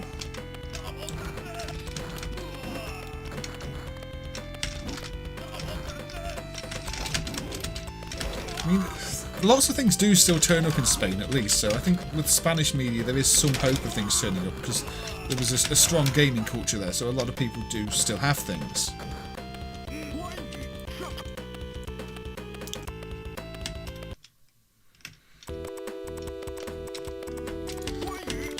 See, that was Sango Fighter on the ACAN. The others, I think, also have some sound. I'll just check. I don't know if you can even start Speedy D up anymore, though. We'll see. I think the controls stopped working when sound was added from memory. Or maybe no sound works at all. I can't remember with this one. The bass sounds are in the intro. I can't figure out the sprite system here in the intro, what causes the glitches. I almost wonder if it's a bad dump. the tile sizes for some of these things, especially after this next scene. That makes no sense. Also, as you can tell, the sound emulation here is not great, and the controls don't work. And I think the sound CPU just crashes or something, or doesn't talk properly to the main CPU. And so, yeah, adding sound actually made that one worse because now you can't play it. And sort of, it's kind of similar across the driver. Some games have sound now, some just keep resetting back to the logo when you try and start them, others the inputs don't work. It's progress from the year, but it's still a non-working system, and it's still an absolute pain to work with. And I'd love to see it emulated properly one day, but it is not. Not yet, anyway. Yeah. A Pirate Gamer Boy thinks they found it in DOS Total Collection. Okay, so maybe it's turned up since RA9 last look for it. You think the ACAN hardware was at least partly developed by the people that came from Corp when they were bought out by UMC. It's a very ambitious piece of hardware. But yeah, the sound emulation there, it's progress, but in a non-working system anyway, it's okay. But it's slightly annoying that sometimes you can't even play some of the games now, but they do have some sort of sound. Speaking of can't play, I was really glad to see this one dumped and emulated, but I've never, to this day, managed to make control mappings that work in any kind of playable way for it. This is the Power Up Baseball prototype from Midway and Incredible Technologies, a joint project on the Incredible Technologies IT32 hardware, which was kind of meant to be the NBA Jam of baseball games.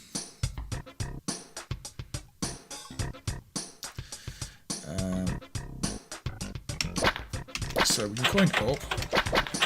See, it's got all the attitude going on. Although we can put lots of. We can buy a full game, so it doesn't keep nagging me for credits later. Nice. No doubt you can choose to. Today's game is the Carton versus the Cub. And it's very loud again. Play ball.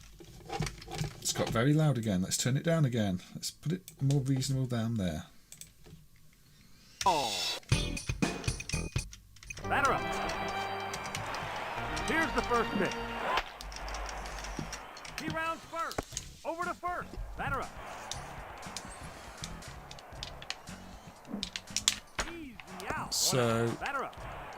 you can kind of try and map it to analog controls. Batter up. But it's not that easy to. Batter up. But you can see what they're going with the fast-paced action. It quickly switches from scene to scene. Everybody moves around rather rapidly. Yeah, in the end, Baseball Stars 2 probably did it far better. You're right, Johnny. This... It doesn't have the humour of NBA Jam. It's too serious. It's far more like an Incredible Technologies game than a say, I don't know how to hit the ball with any of the controls that are set up. Yeah. Batter up. The pitch. It's the dribbler. Well, I hit the ball. Batter up. Great pitch. Here's the pitch. Right. But the controls, there's a trackball, there's buttons for the different bases. The pitch. 2 out. 3 tires at the top of the second. Batter up. But yeah, I'm really glad it's dumped and emulated because this is, it's quite an important game really that was potentially going to be lost. It shows, what was going on at Midway and Incredible Technologies, and Incredible Technologies still being a very important arcade company today. Midway being one of the, the classics, doing all their sports games and much more around the period. But I just don't think it's actually very good. He rounds first. Over to first. Batter up. He's heading for home. You get the idea anyway. It actually pushes the hardware a bit more than any of the games on the hardware. So this required some substantial fixes to the driver from Ryan Holt's Moogly Guy in order to actually work. But unless you actually found a good way to map the controls or have a trackball, you're probably not going to play it. The pitch. Make the catch. Yeah, the original controls of the trackball, it's well documented. Apparently there was, at some point, a joystick version in development, but yeah, I have heard of people mapping, actually using a trackball and being able to play this. But I think there's even a picture of what the control panel was meant to be around. But if you've not got a trackball, you don't really stand a chance of playing this one. So all I can say is that it was added to MAME in 2021, and if you've got the right controls for it, you know, a trackball and like 5 buttons for the different bases, then you might enjoy it, but I can't really demonstrate it properly on stream, at least not without buying a trackball, which I don't have. So...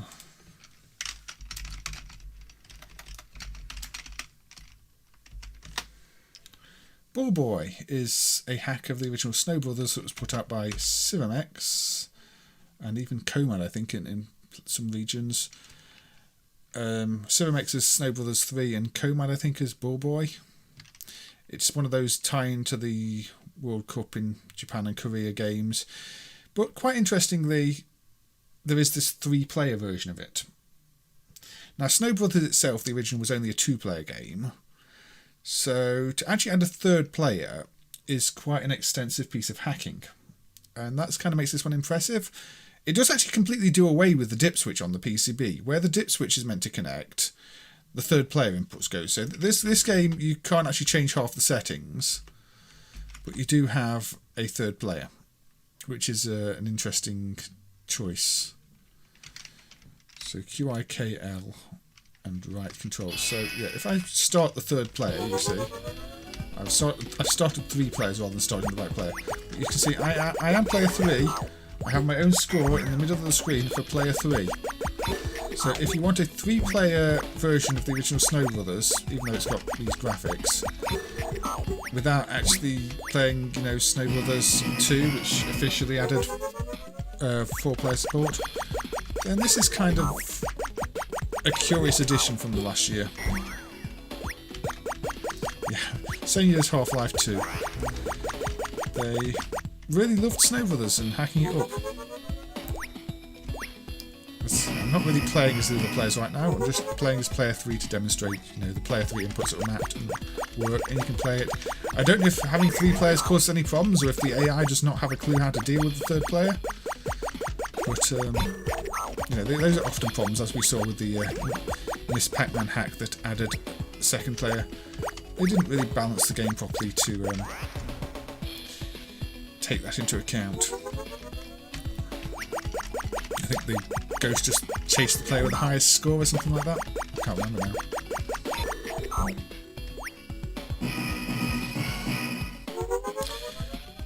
Yeah, unless there was like bits of 3-player support hidden away in the original code that they discovered, they've definitely done some extensive work on getting the 3-player Snow Brothers game out of a game that was never 3 players in the first place. I mean, I can't rule out there being code hidden away in there.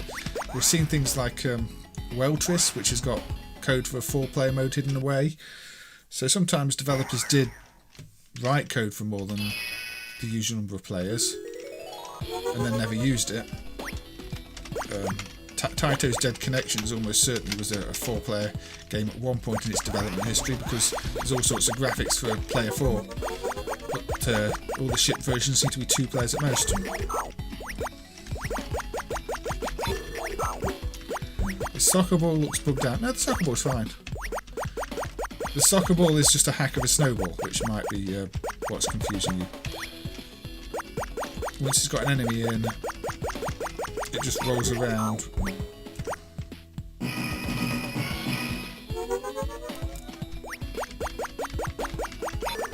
Most extensive hacks? Well, I don't really know. There's ones like this that replace all the graphics and change the gameplay elements, but there's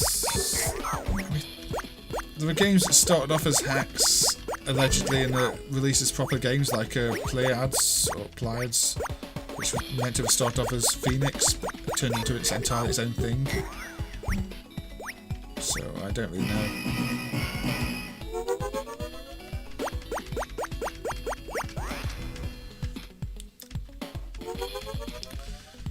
The sounds come from fantasy. They're very generic sounds. We can have a look at one of those adult games, can't we? But yeah, 3-player version of Ball Brothers. So we're talking adult games. Now this one, as far as I know, and for the sake of the stream, hopefully, contains only models, not nudes. This is one that's been added in the current release cycle, and this is Supermodel 2, 1997, Comad. So there you go, Supermodel 2. Now the sound effects are still ridiculously not really friendly. I don't know if there was anything inappropriate on that screen, but the actual models here have all been censored. If there's anything inappropriate, I will cut it out later. But I want you.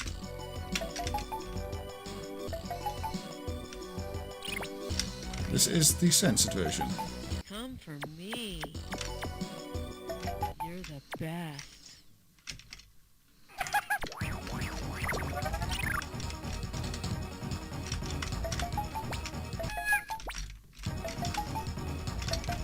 But yeah, there are no nude images in the game on this one.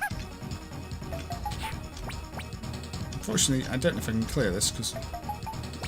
Oh, well, maybe we'll be okay.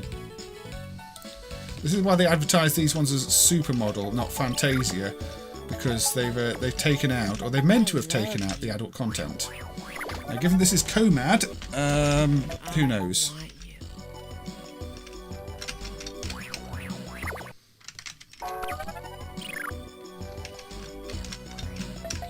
But yeah, these ones were advertised as suitable for arcades where there would be kids, as opposed to the regular ones, which were not suitable for arcades where there would be kids.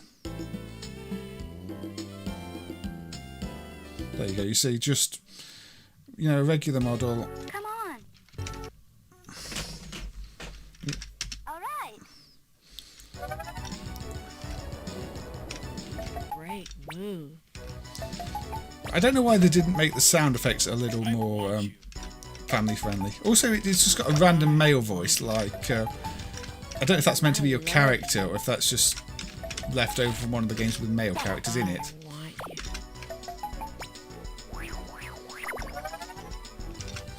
But yeah, these things do still keep turning up. There was another one that turned up this year called Hot Night, but I can't put that one on because Hot Night is less suitable. It's still got adult images in it.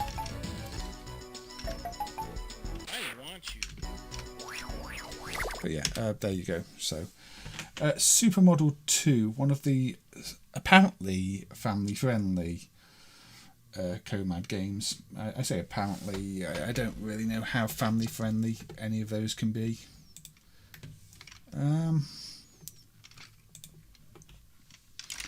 Small bug fixes.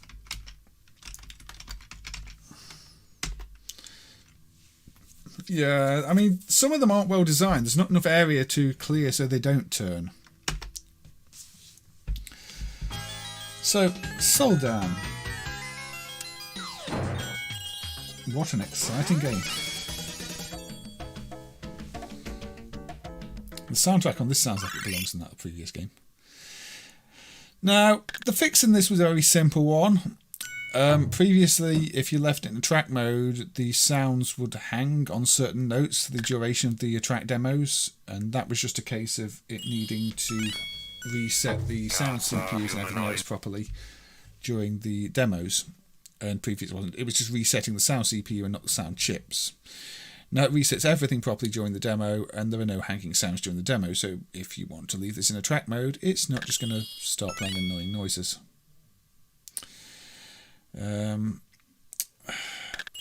Obviously it's sort of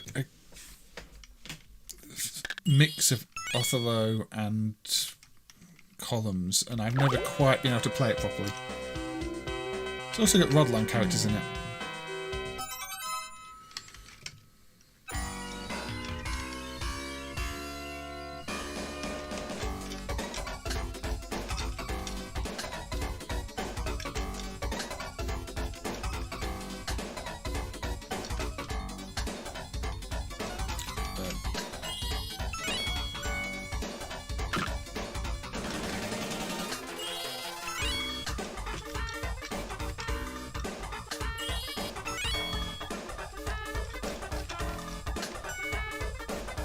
I'm not very good at it. I don't know how to have a strategy for it. I said this before. I don't know really how to clear lines in it. Do I have to make them all red? I guess I have to make a line all red, don't I? Then it clears.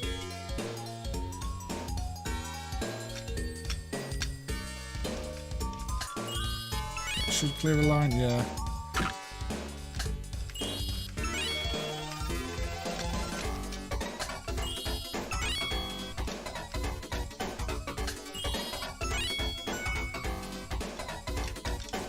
Now this is in 2-player mode, so obviously there is this. It doesn't seem to have a versus computer mode for this mode, so I'm probably going to win just because the other player isn't playing, basically. But you get the idea. I can just pretend to play the other player a little bit.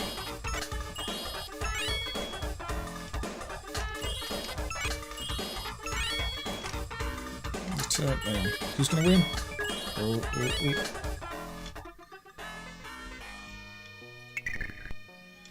Rodland, yeah, there's the home computer ports of Rodland tend to be better than the arcade anyway. Player 2 won.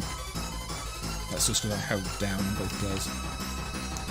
Yeah, the in-game, I don't think much has changed in-game, it's just that hang in the track mode for the sound. Now, it does have different modes, it's got that sort of standard endless mode. I'm sure this puzzle game probably must have its fans. It's not really a mix that works for me. But I'm not going to say it's a bad game just because I'm bad at it. I don't think that's a fair thing to do. I think it's important to be able to acknowledge a game as, you know, being an enjoyable game, even if you're absolutely completely useless at it.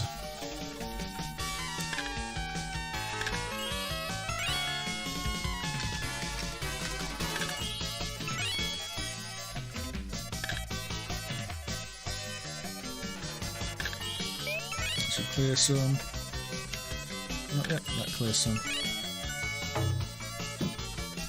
I got to level 2.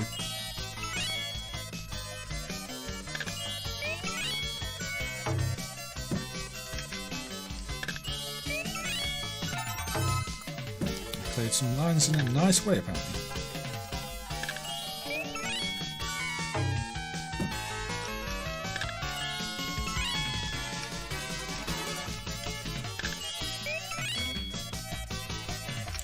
Yeah, it's a mix of Othello and, say, columns. It's all Tetris type thing.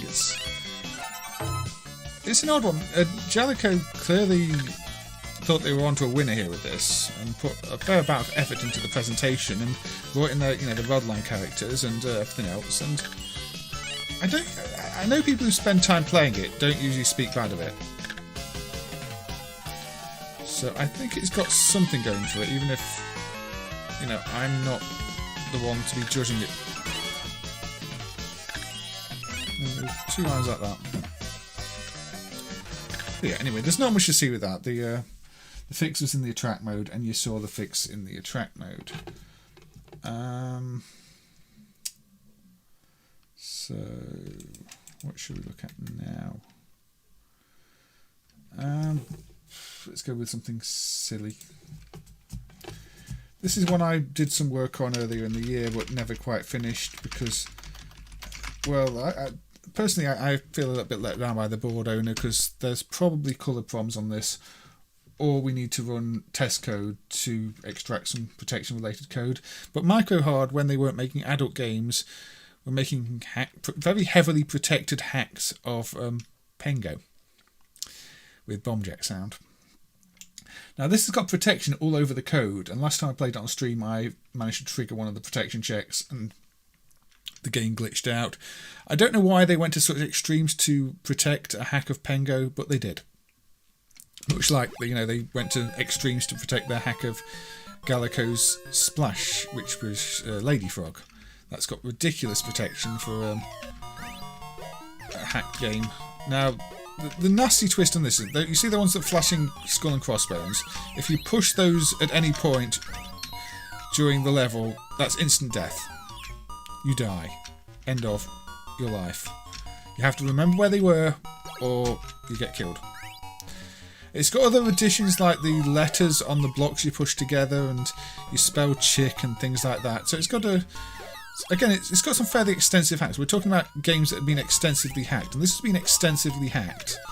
That is certainly the case. But at the same time, I don't really know why. Yeah, got to make sure nobody steals the code you've stolen. Exactly. But yeah, the colours are never going to be correct on this unless the person with the board gives us more information, potentially dumps some colour proms. I think things like the level not clearing in the background there, protection too, because it writes what looks like a protection command right before the summary screen. Although that's kind of different to the rest of the protection commands, unless the rest of the protection commands are meant to be copying a palette, which is also possible. Again, we don't know. It kind of just got a dump and then nothing else. But yeah, it's possible the protection is supplying code snippets, and we're just bypassing the code snippets and acting like they've never been returned. Because it does, if you return certain values from the protection, try and jump to areas where there's no code. But that could just be a trap where you're never meant to go. But it could also be that it's meant to be copying code there to do certain things. You never really know with these things. Ow. We need that REU emulation. I might end up having to look at that myself if nobody else does. But I don't know anything about the C64, so I'm not the best one to be trying to emulate C64 peripherals, to be quite honest. Well done me. Are there screenshots from real hardware? There might have been, but again, they're not really going to make much difference. You need to know how the colours are generated on hardware, if it's a PROM or if it's a protection code that we need to extract. And of course, this is quite a rare hack of... There we go. Now it's got bank graphics as well, so if you've not noticed, the items change up between stages. Because it's actually got far more graphics than Pengo. You've got all sorts of you've got extra graphical banks and things. What I'm doing. So you've got like 7 graphic banks with different graphics in. So you've got all your different letters and fruits, and so yeah, it's an extensive hack. Yeah, the Sonic game is pretty amazing. It's got a few bugs. But it's quite amazing. I'm not seeing any good quality pictures of the PCB now, Guru. Say the developer was just like the owner kind of just sent that and then didn't get anything else from them. And I think they said there might be a problem. They're not sure, and I've not heard anything else afterwards. And it's like, oh, okay, so how am I meant to improve anything? I covered this one before again. Well, most of these, I keep saying I covered this before. Most of these I've covered before on the stream because this is a summary stream. But it's not one I'm good at playing. It is one that Stephen in the chat swapped the joystick inputs around because apparently they were mapped the wrong way around before. This is Data East Chanbara, where I fixed some sprite priority issues. Well, missing sprites. There were some sprites not being rendered at all in this one. So this is a fix from the year just gone. Well, just about to go. So yeah, before the left stick was attack, the right stick was move. Now the right stick is attack and the left stick is move, which apparently is more correct.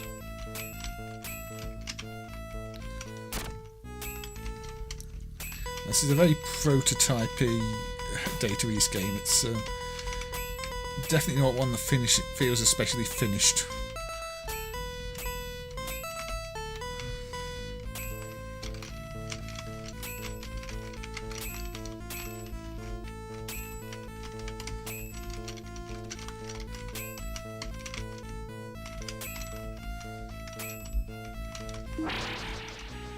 Now that's where there's a sprite missing before. You see the purple one there. Before she came to the front, she was behind the doors. Before, those sprites weren't being rendered at all, because I thought that was just when I first emulated the game, I thought that was just the sprite disable flag, because it just looked like they were in a very strange position. But instead, it's the priority bit which puts them behind the doors before they jump into the plane you're in. Ow. Got stabbed. There's also a change to a joystick, 4-way joystick.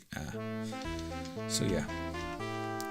Data East take on Samurai Neon Ichi from Taito and Kaneko.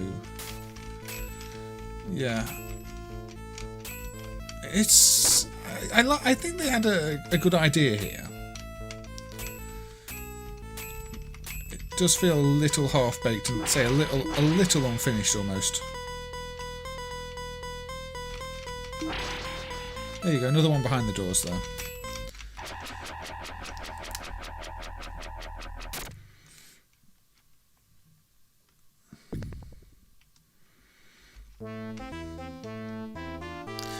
Yeah, the C64 and Master System use very different CPUs though. I don't think it's a code port, I think they did just study it. There are quite a lot of little things that suggest that it's not just a one-to-one translation of the code, and a few of the bugs in it also suggest that it's not just a one-to-one translation, but it's really well done, it's really close in how it plays. I don't know if this... I can't imagine this was a wide release. The problem is you never really know. The word prototype gets thrown around a lot, but quite a lot of things that are said to be prototypes are just like released to a handful of arcades, didn't do too well, didn't get sold to any more arcades. Does that make them a prototype? Does that just make them limited releases? I mean, you can glitch the game out if you force your way past enemies without killing them, which I guess most players aren't going to do, so I'm guessing it's just a game bug. I mean, Guru was saying you couldn't push...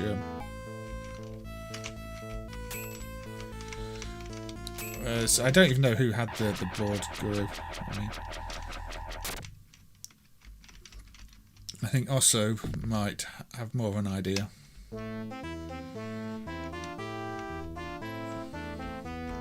Because Osso was the one who was originally trying to decrypt it, and I helped a little bit with that, and Osso did some other bits, and I fixed up some video. But the thing is, we know MicroHard did use MCUs on other games, which can sometimes contain extra data, so I'm going to guess there's no problem, it's going to be an MCU, which makes things even more difficult.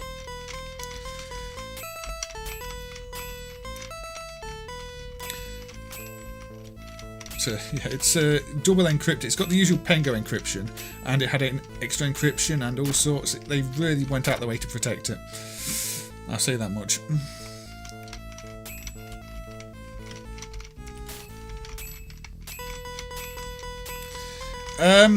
The Chambara video you didn't really show the glitch because, like you said, it's kind of hard to actually trigger it when you're playing normally.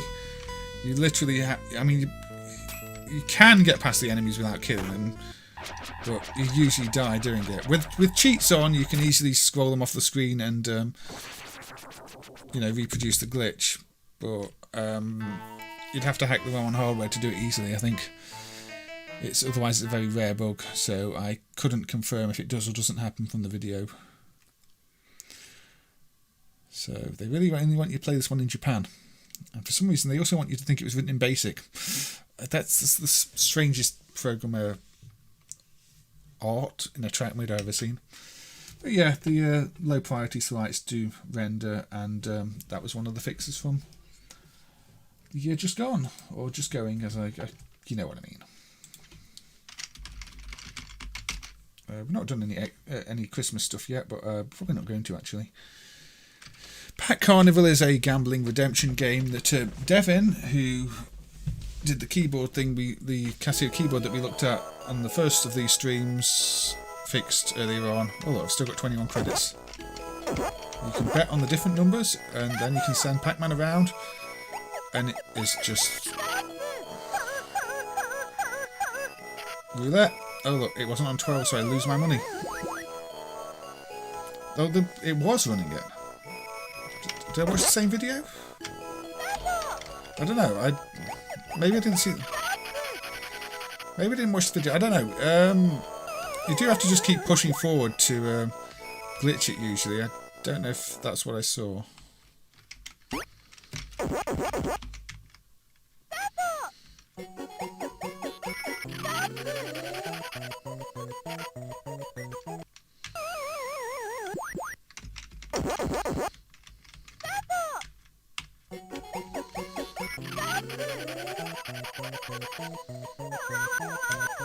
So it's not the easiest bug to trigger anyway. It might be I didn't watch the video then? I thought I'd watched the video. I really can't remember now. But yeah, this is Pac-Man and it's gambling.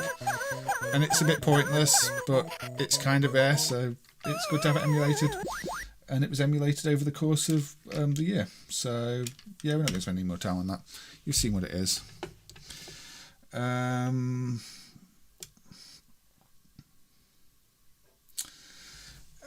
Not so much new additions or fixes in MAME, but I do like to see software list additions. I've said this before. And the Sam Coupe is a British computer that is kind of... How do you load it? I can't remember how to load anything on this. That's good, isn't it? It's boot, isn't it? Yeah, it's boot. That's what. So the Sam Coupe, the software list has been a bit neglected. It's also one of those systems where, unfortunately, people do seem to be hoarding most of the proper dumps, the protected images, the original images, and everything else. So there's a lot of cracked images out there, and some of those were added to the software list because, you know, it's better to document something than nothing at all. But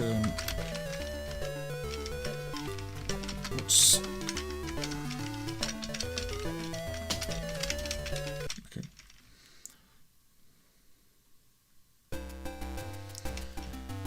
So this has a few delays while it loads and decompresses stuff, as far as I remember. Yeah, level 1, just dig. So the Sam Coupe is kind of interesting because it's basically a failed computer. And I think it's really important that, you know, we get proper dumps of all the original software for this type of thing, software listed.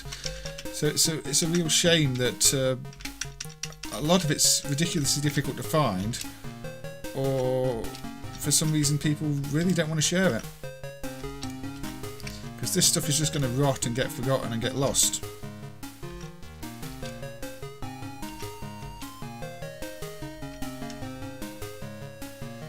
I think a lot of it is dumped because you can find on some of the sites screenshots that are clearly not from the cracked versions, yet the only disk images you find around in many cases are the cracked versions. So somebody's got them dumped.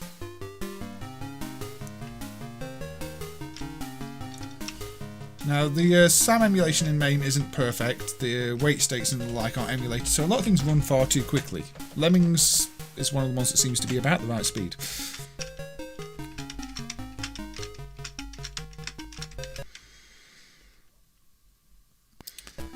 Aussie guy says there's a legal loophole in Japan that allowed gambling games in centres in Japan, but to only dispense tokens and prizes. Gambling is illegal in Japan. It's pretty much what we see here now. I mean, there's all these machines that are clearly just well-disguised gambling games that are for kids. Obviously, gambling's not illegal, but the arcade's just full of, you know, ticket machines, token machines, and everything else, and they're basically gambling. You know, they're gambling without being called gambling, just like loot boxes and things on PC. Hey Evie, I hope work's been alright. Well, better than it was earlier. I'll catch you after the stream, but welcome. Thank you for joining.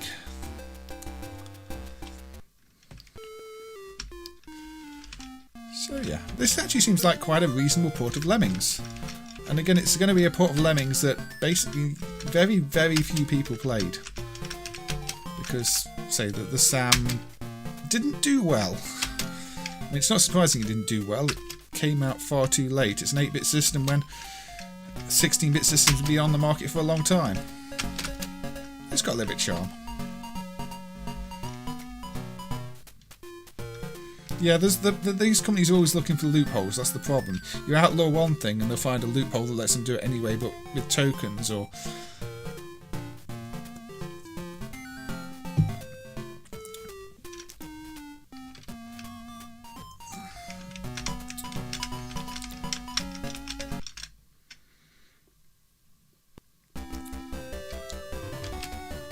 But yeah, Lemmings is a classic, and this is actually, say, a pretty good port of it. So again, though, I don't know if this is a cracked disc or not, but it's doing this decompression thing between levels where it flashes the screen, and I'm wondering if that is this where you see the level that they're flashing, and I'm wondering if that's because this is a cracked version that the people cracking it have tried to squeeze onto a single disc when it maybe was two sides. I really don't know. It doesn't have any actual cracked messages on this one. Now, most of the cracked ones do have a cracked by whoever message, whereas this one doesn't. So I can also, entertain the thought that this one might be an original image. But yeah, anyway, it's Lemmings, and it was nice to see plenty of images added to the Sam Coupe lists. I mean, it even had cassettes, and most of those haven't been added yet. But at the end of the day, we do also need to start looking and making sure the cracked ones are marked as cracked and the originals are found and added. Otherwise, a lot of history is going to start to be lost, even if to many people it might be insignificant history. So, continuing.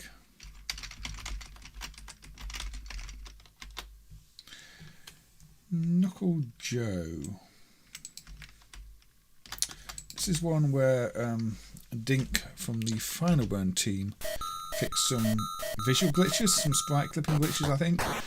It's got some interesting sprite clipping hardware that affects how enemies look when they die from memory. I don't know. It does look a bit odd. It does look a bit glitchy in times when the effect is in use, but the effect does match what the PCB does. It's like the sprites will now clip as things vanish or something like that. I'm not sure exactly, but yeah, their head clips a bit as they're dying, and they sort of clip into nothing. It's an odd effect, but it was missing before, as far as I know. Yeah, there were lots of hidden messages back in games back in the day. I mean, there's arcade games with hidden messages in too. Or debug strings, the NMK, many of the MNK external sound ones for the NMK 004 sound CPU have messages saying "don't copy our game" type of thing. Not as elaborate as the ones in many of the home games, but still.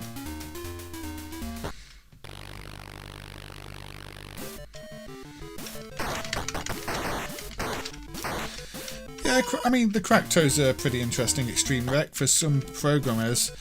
Before they got into the games industry, they were probably making Cracktoes and doing demo scene stuff, and so those Cracktoes are sometimes a part of history themselves. They're part of somebody's development history before they started going into the game industry legit. You see many homebrew games that were done by people who were part of cracking groups. You can't really ignore them.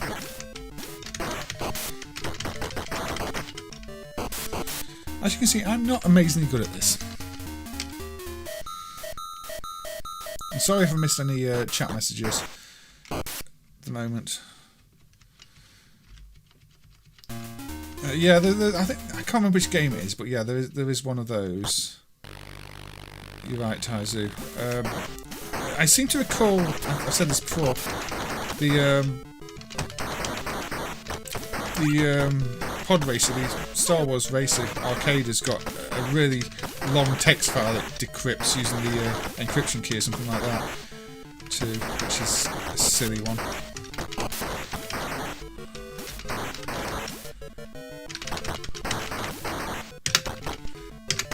Yeah, The clipping here does look a bit strange, but it is how the hardware looks and it is implemented now. You might not notice it. You might have noticed it sometimes when the enemies have been dying. Especially the ones from higher up platforms.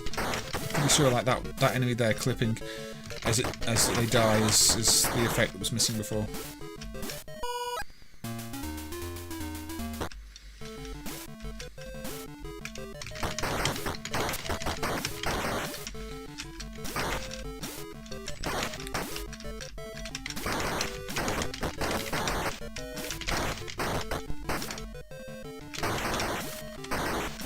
You can kick as well, I forgot that.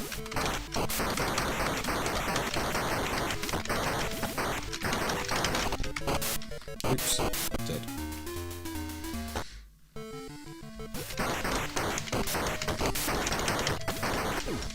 Oh. I think using a gun is cheating, but there we go. Oh. I got the gun and I quickly lost the gun because apparently he has a charge move.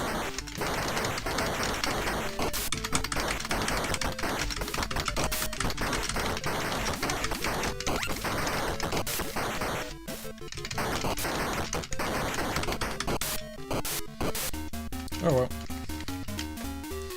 So yeah, simple visual bug fix, but again one that brings the game closer to how it was meant to look. And there are a lot of these little fixes over the years, you know, every year, and they quite often get overlooked. People don't realise the classics and, you know, these older 80s games are improving too, but they often are. And I thought it was worth highlighting that one because it's very easy to overlook.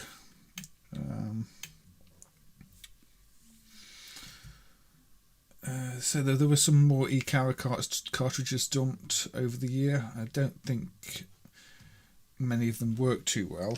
I think they're some of the more complex ones. We'll see if does this one boot.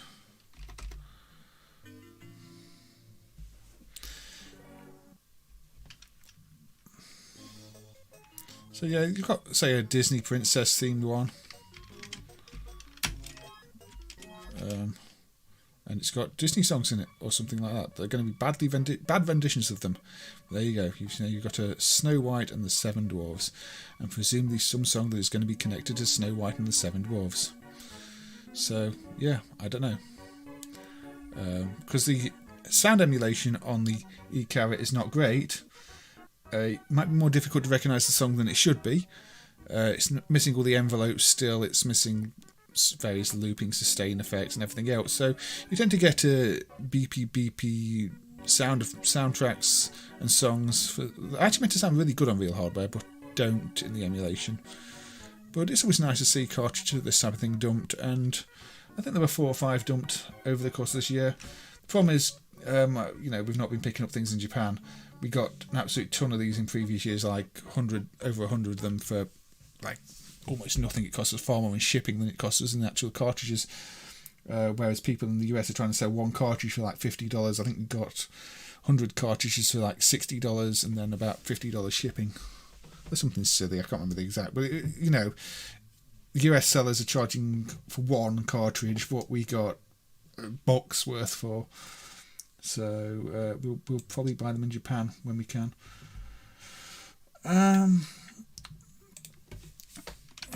What about plug and play guitar games without any sound? When they're music games. Just looking at dumps from the year, I guess. The Hannah Montana pop guitar video game was dumped.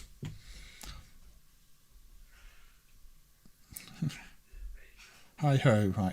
Was it hi ho, off to work we go? Was that actually what the song was meant to be?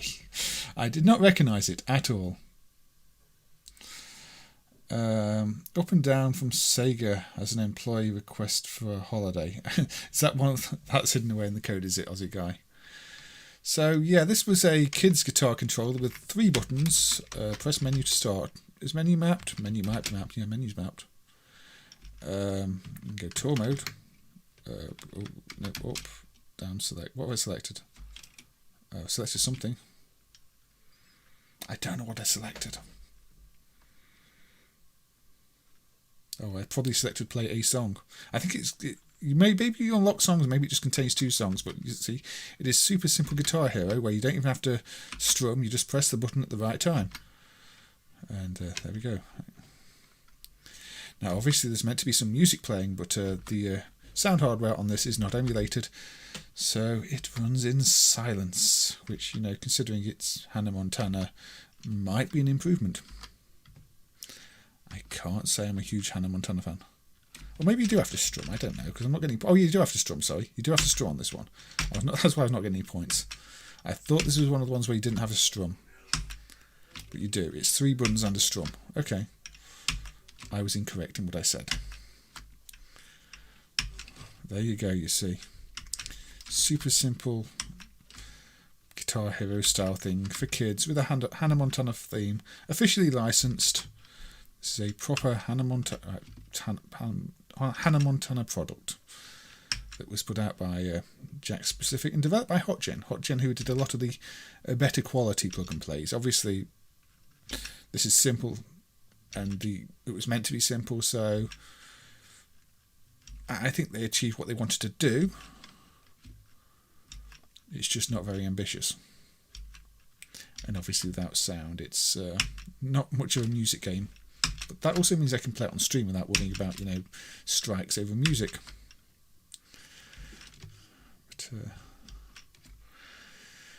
it's got colour changing backgrounds, but there's a simple... I think it's just a palette change on a very simple background loop.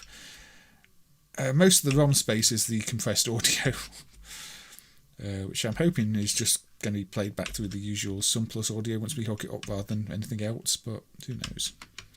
But yeah, this was dumped over the year and does boot, much like the Camp Rock one, which was also dumped the previous year. Not much else to show. That is that.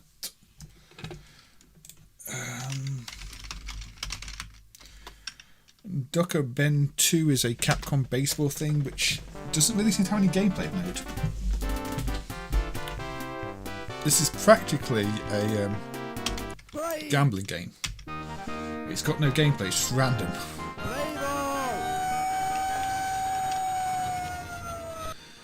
It's a random story game where you basically pick a card.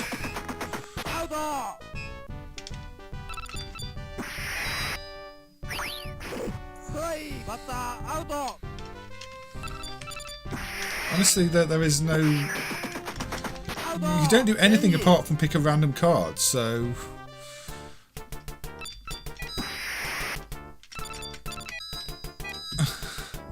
I don't know how you can possibly win this game or have any strategy, to be quite honest. The original had been dumped for a long time, the sequel was dumped, say, during the year. Apparently the sequel is much less common than the original.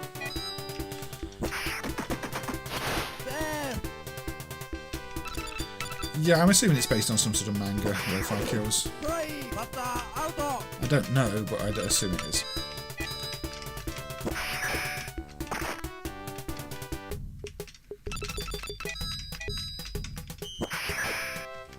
Yeah, there's no gameplay. This is the gameplay.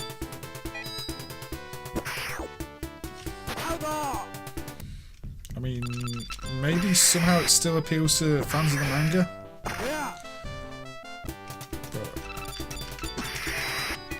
I don't even know what that option is. Is that just change your cards?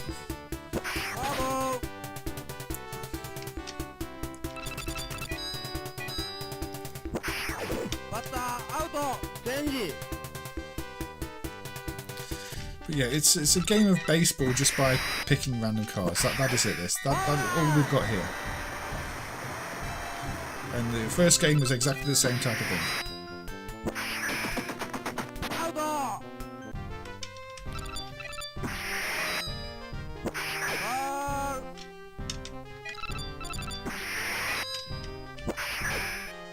Lucky. I think the whole thing is lucky.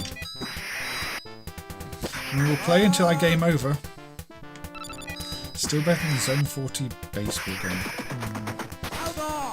I don't mind some of those baseball games. I don't know if the Zone 40 one is especially good. Some of them aren't awful. Most of them are. So I don't know how many innings I get to play.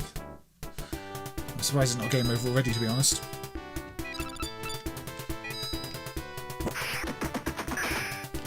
Yeah, it is just baseball cards. It's literally baseball cards.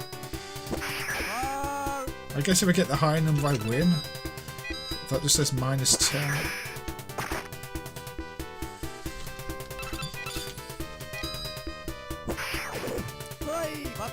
740 baseball is pretty much entirely random too. Ah, wonderful.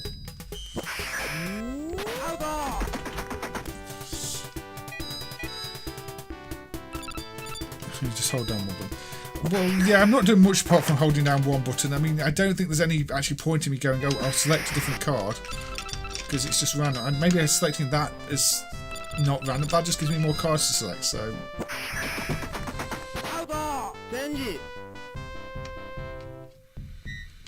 Anyway, I think we've probably seen enough of that. It was dumped during the year. It's very rare. I'm glad it was dumped. But... I don't know. I'm not going to want to play it. I don't know why anybody would want to play it. And yeah, there were some other things that don't quite work. That maybe say there was a Dancing Expert by Zheng, which is time top, I believe. It doesn't work. It just shows that menus. You can try and start the songs. You can sort of play the game. Unfortunately, I'm pretty sure all the music on this thing is done external to the NES clone hardware, because I can't find anything that looks like music data in ROM, and it's meant to be playing, you know, sampled music, and that should surely take up a fair bit of space. So honestly, I don't know. You can sort of play it as a dancing game, but I'm pretty sure one of the other globs on the PCB must be dedicated to just playing the audio.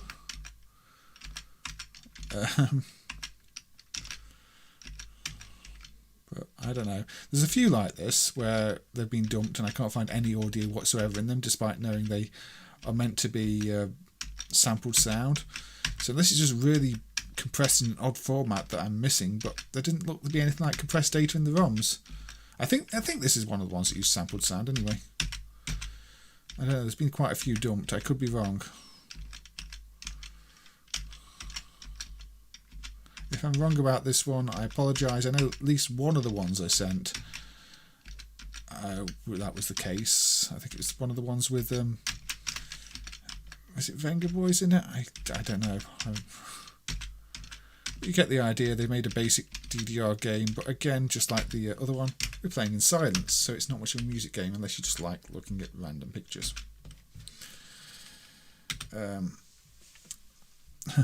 They're making arcade games around NES. No, that was looking at a plug and play PowerPoc. That was not an arcade game. I mean, there are arcade games based around NES technology, like Super Game things, but they kind of predate the NES on a chips. I think they're more big clone boards rather than a single chip one. Anyway. Ooh.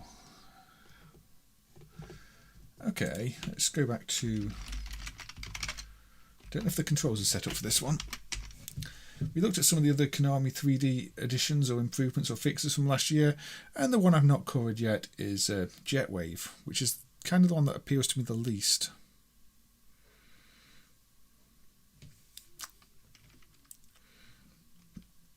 Pardon me. So we're quite quiet here, so volume up. At least for now. Now, I don't know if this is set up at all in terms of controls. I suppose we'll find out.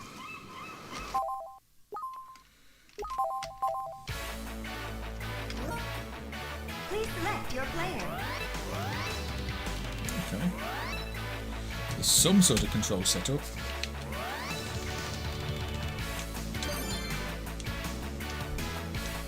Please select the course.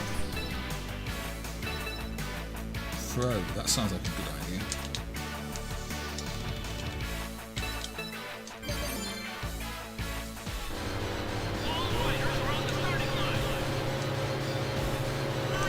You played the Wave. There's another name, Great Wave Shark. Yeah, Wave Shark is the alternate title for this year. I've seen there's a camera change, but yeah, that's better.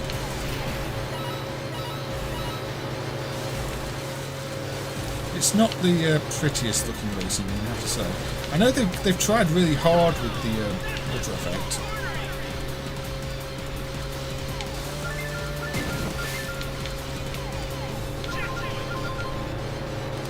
But you can tell they don't have many polygons to work with, and most of what you can see as water is just the blue background below. Oh, a little bit loud, actually. Turn it up.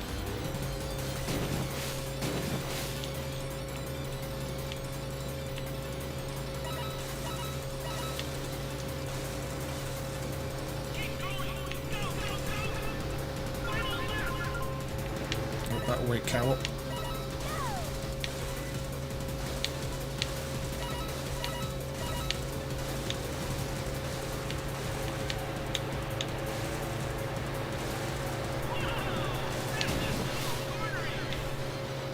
Let's go for a jump. Ooh, jump bonus. Jump bonus. Standard. No, red light must be a bad one. Yeah. Did I knock it off? I do like water-based racers. I really like Hydro Thunder, and I hope one day we emulate it with playable speed, but that's basically PC, so I'm not optimistic. This was the same year as Wave Race. Yeah, Wave Race somehow looks a bit better, doesn't it, I think? This is 96 Konami, and this is on a quite complex hardware. I think the hardware could have done better. It doesn't look arcade quality 3D, this now. Maybe the novelty of the cabinet sold it over the game.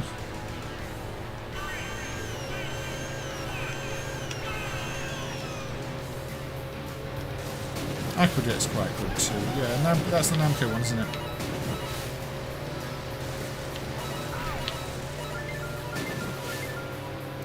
The problem is also the walls seem like it just seems like there's invisible walls around the track all the time in this one. I never really like that. I like it when you can you know, end up going off course a little bit. But even the little bits of beach here where you think you should maybe be able to jump over them, there's just a wall.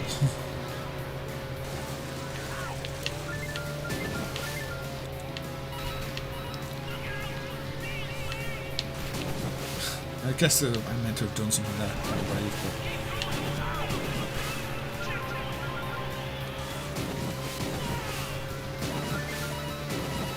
The physics is also quite odd. I just seem to... There's no real airtime, just unless you're meant to do something to get more airtime. You just end up in the air and then suddenly you come crashing down really, really quickly. But that might be me not playing it correctly. Because I'm clearly not doing enough to win the race.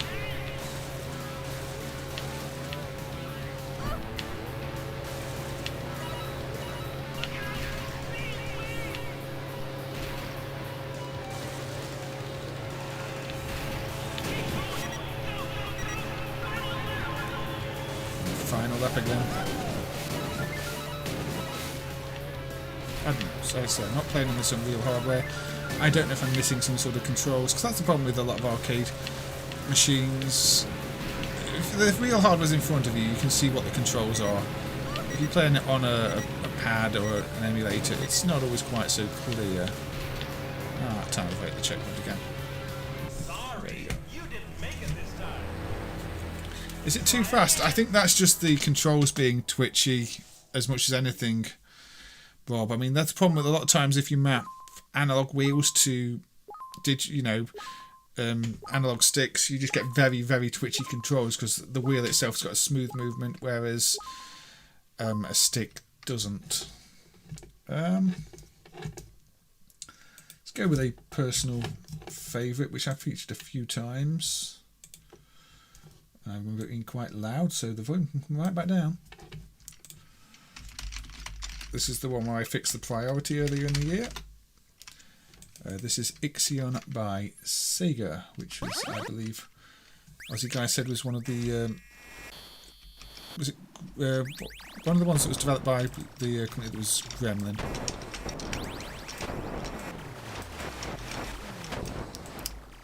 So the fix here that was in earlier in the year is for the video priorities, which were previously incorrect.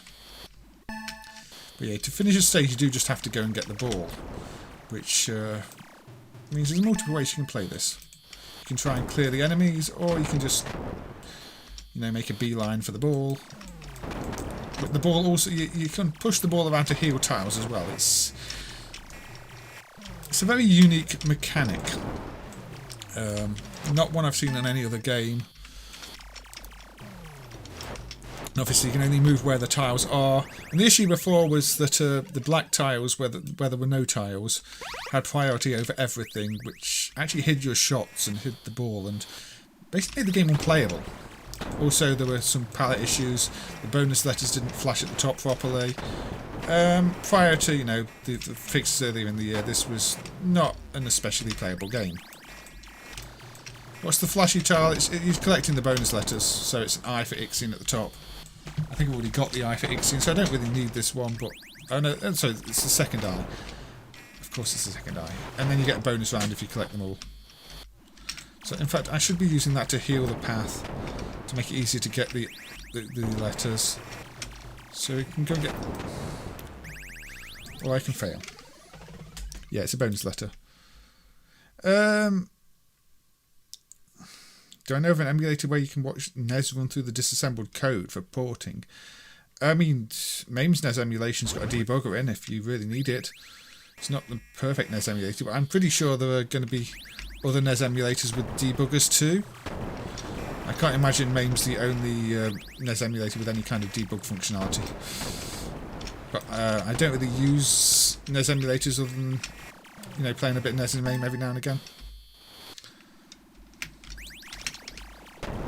So yeah, we get the N, and there we go, you see.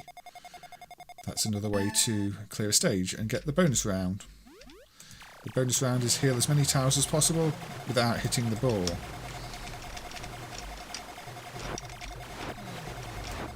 Or balls, in this case. So yeah, I'm really glad this one runs better now.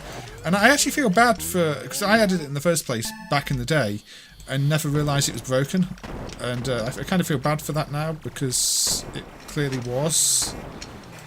It's just one of those where I completely overlooked it. I didn't think much of it at the time, didn't play it, didn't realise it was broken, left it in a broken state, and then came back many years later and went, oh, maybe I should have done better with that one.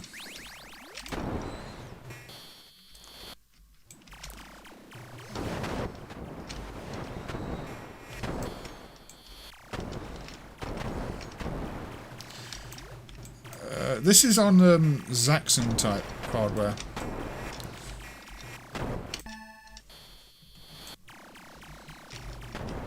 Can't get to the O without here. No, I'm dead.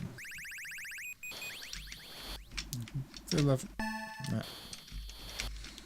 You don't get any points doing this, but if you want to, it's one thing you can do.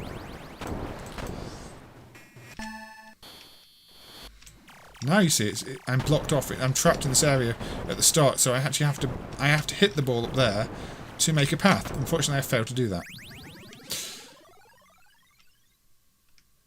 So there you go, Ixion, one of my personal favourites, has become a personal favourite. So I really just overlooked it when I added it back in the day, but since then it's sort of become a personal favourite.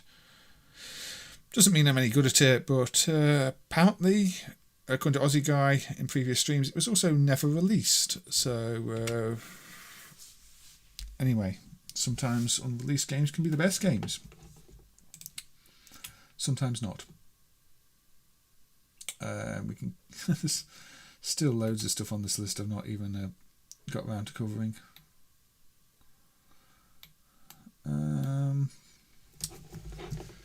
Okay, maybe one that will surprise a few people. This is a fairly recent fix. we load up Strider, the Capcom CPS1 game. Now, what's changed in Strider? Yeah, Gremlin Industries, Sega Electronics is behind Ixion, Pig Newton and TurboTag, which were all released. So yeah, Strider is one of the CPS games to use the Starfield effect. The Starfield effect was not previously correctly emulated. So while it's a really subtle change, it's just the order in which, you know, the palettes that the stars use and how they cycle through them. That was never correct in previous versions of MAME, or pretty much anything, until earlier in the year, a couple of months ago. So, small fixes to popular games happen, and maybe nobody's going to really care and or notice. I mean, I've never even tried to do a comparison video to see just how obvious the Starfield change is, because when I'm playing the game, I'm not really studying the Starfield, but it's nice to know, you know, that it's more correct now. And yeah, I know I'm not playing Strider very well here. I'm trying to demonstrate the Starfield by walking around next to the Starfield.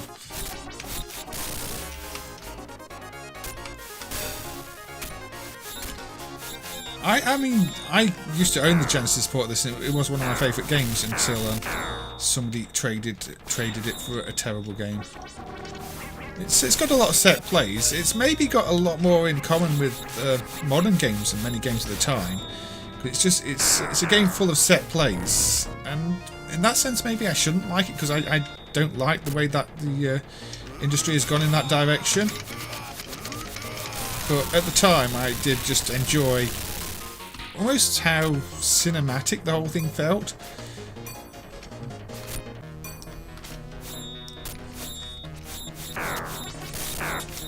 And the way you can hang on things, climb up things, the giant anti-gravity fields. It's a game which has a lot of memories. That bad pixel when you in the walk animation though, that is so annoying, but that is exactly how the arcade is. Capcom left these bad pixels. There's a few of them in the character sprites. They didn't clean them up properly, but that is confirmed on every copy of the original game. It's just they didn't notice. There we go. Nice, still up here. The first level does have lots of nice use of Starfield, and so was pretty good demonstration of Starfield things.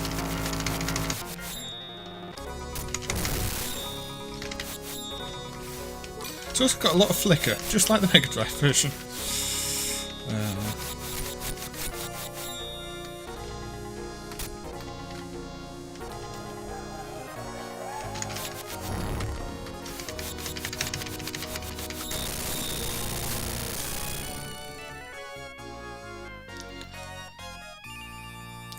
Sunsoft made a Blaster Master sequel for the PS1. Was it any good? Powerbook.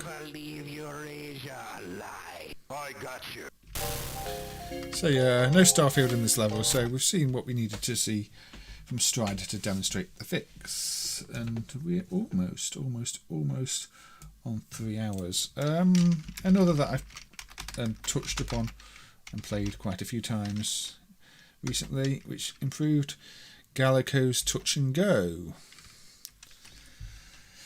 Previously this had really bad sound emulation and broken shadows. Better than most 3D sequels. I might have to give it a shot then on one stream. You'd like a Strider bootleg on Galaxian Hobby. I think that's what you call ambitious, Pirate Gamer Boy. So yeah, I've shown this one on stream a few times, so I'm not going to spend too long on it. But it's nice to have it fixed, because the work that Morton and Peter put into getting the the DS5002s and everything done from these games. I mean, I'm running an unprotected set, but it was still part of that effort to get the games running, and it annoyed me immensely that I'd left it with broken sound and bad shadows. So I did put a little bit of work into fixing it over the year, and so it does just run much better now.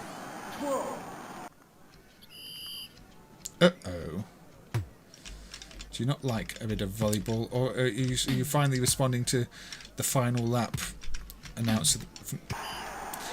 Yeah, you have to position yourself correctly. You can jump and hit the ball back, and this is a really easy round. I'm just trying to play it more, make it more difficult than it needs to be.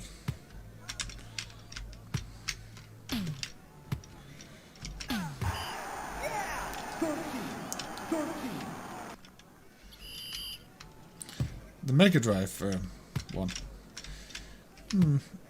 There is, of course, the obvious Blaster Master rip-off on the Game King 3. I can't remember what it's called, but it's kind of funny. That's definitely not better than the original, so.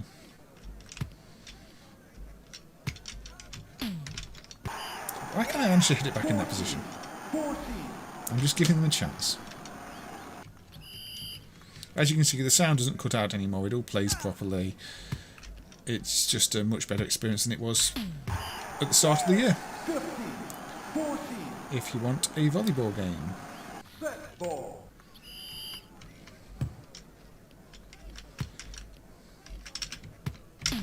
There we go. You can block, you see.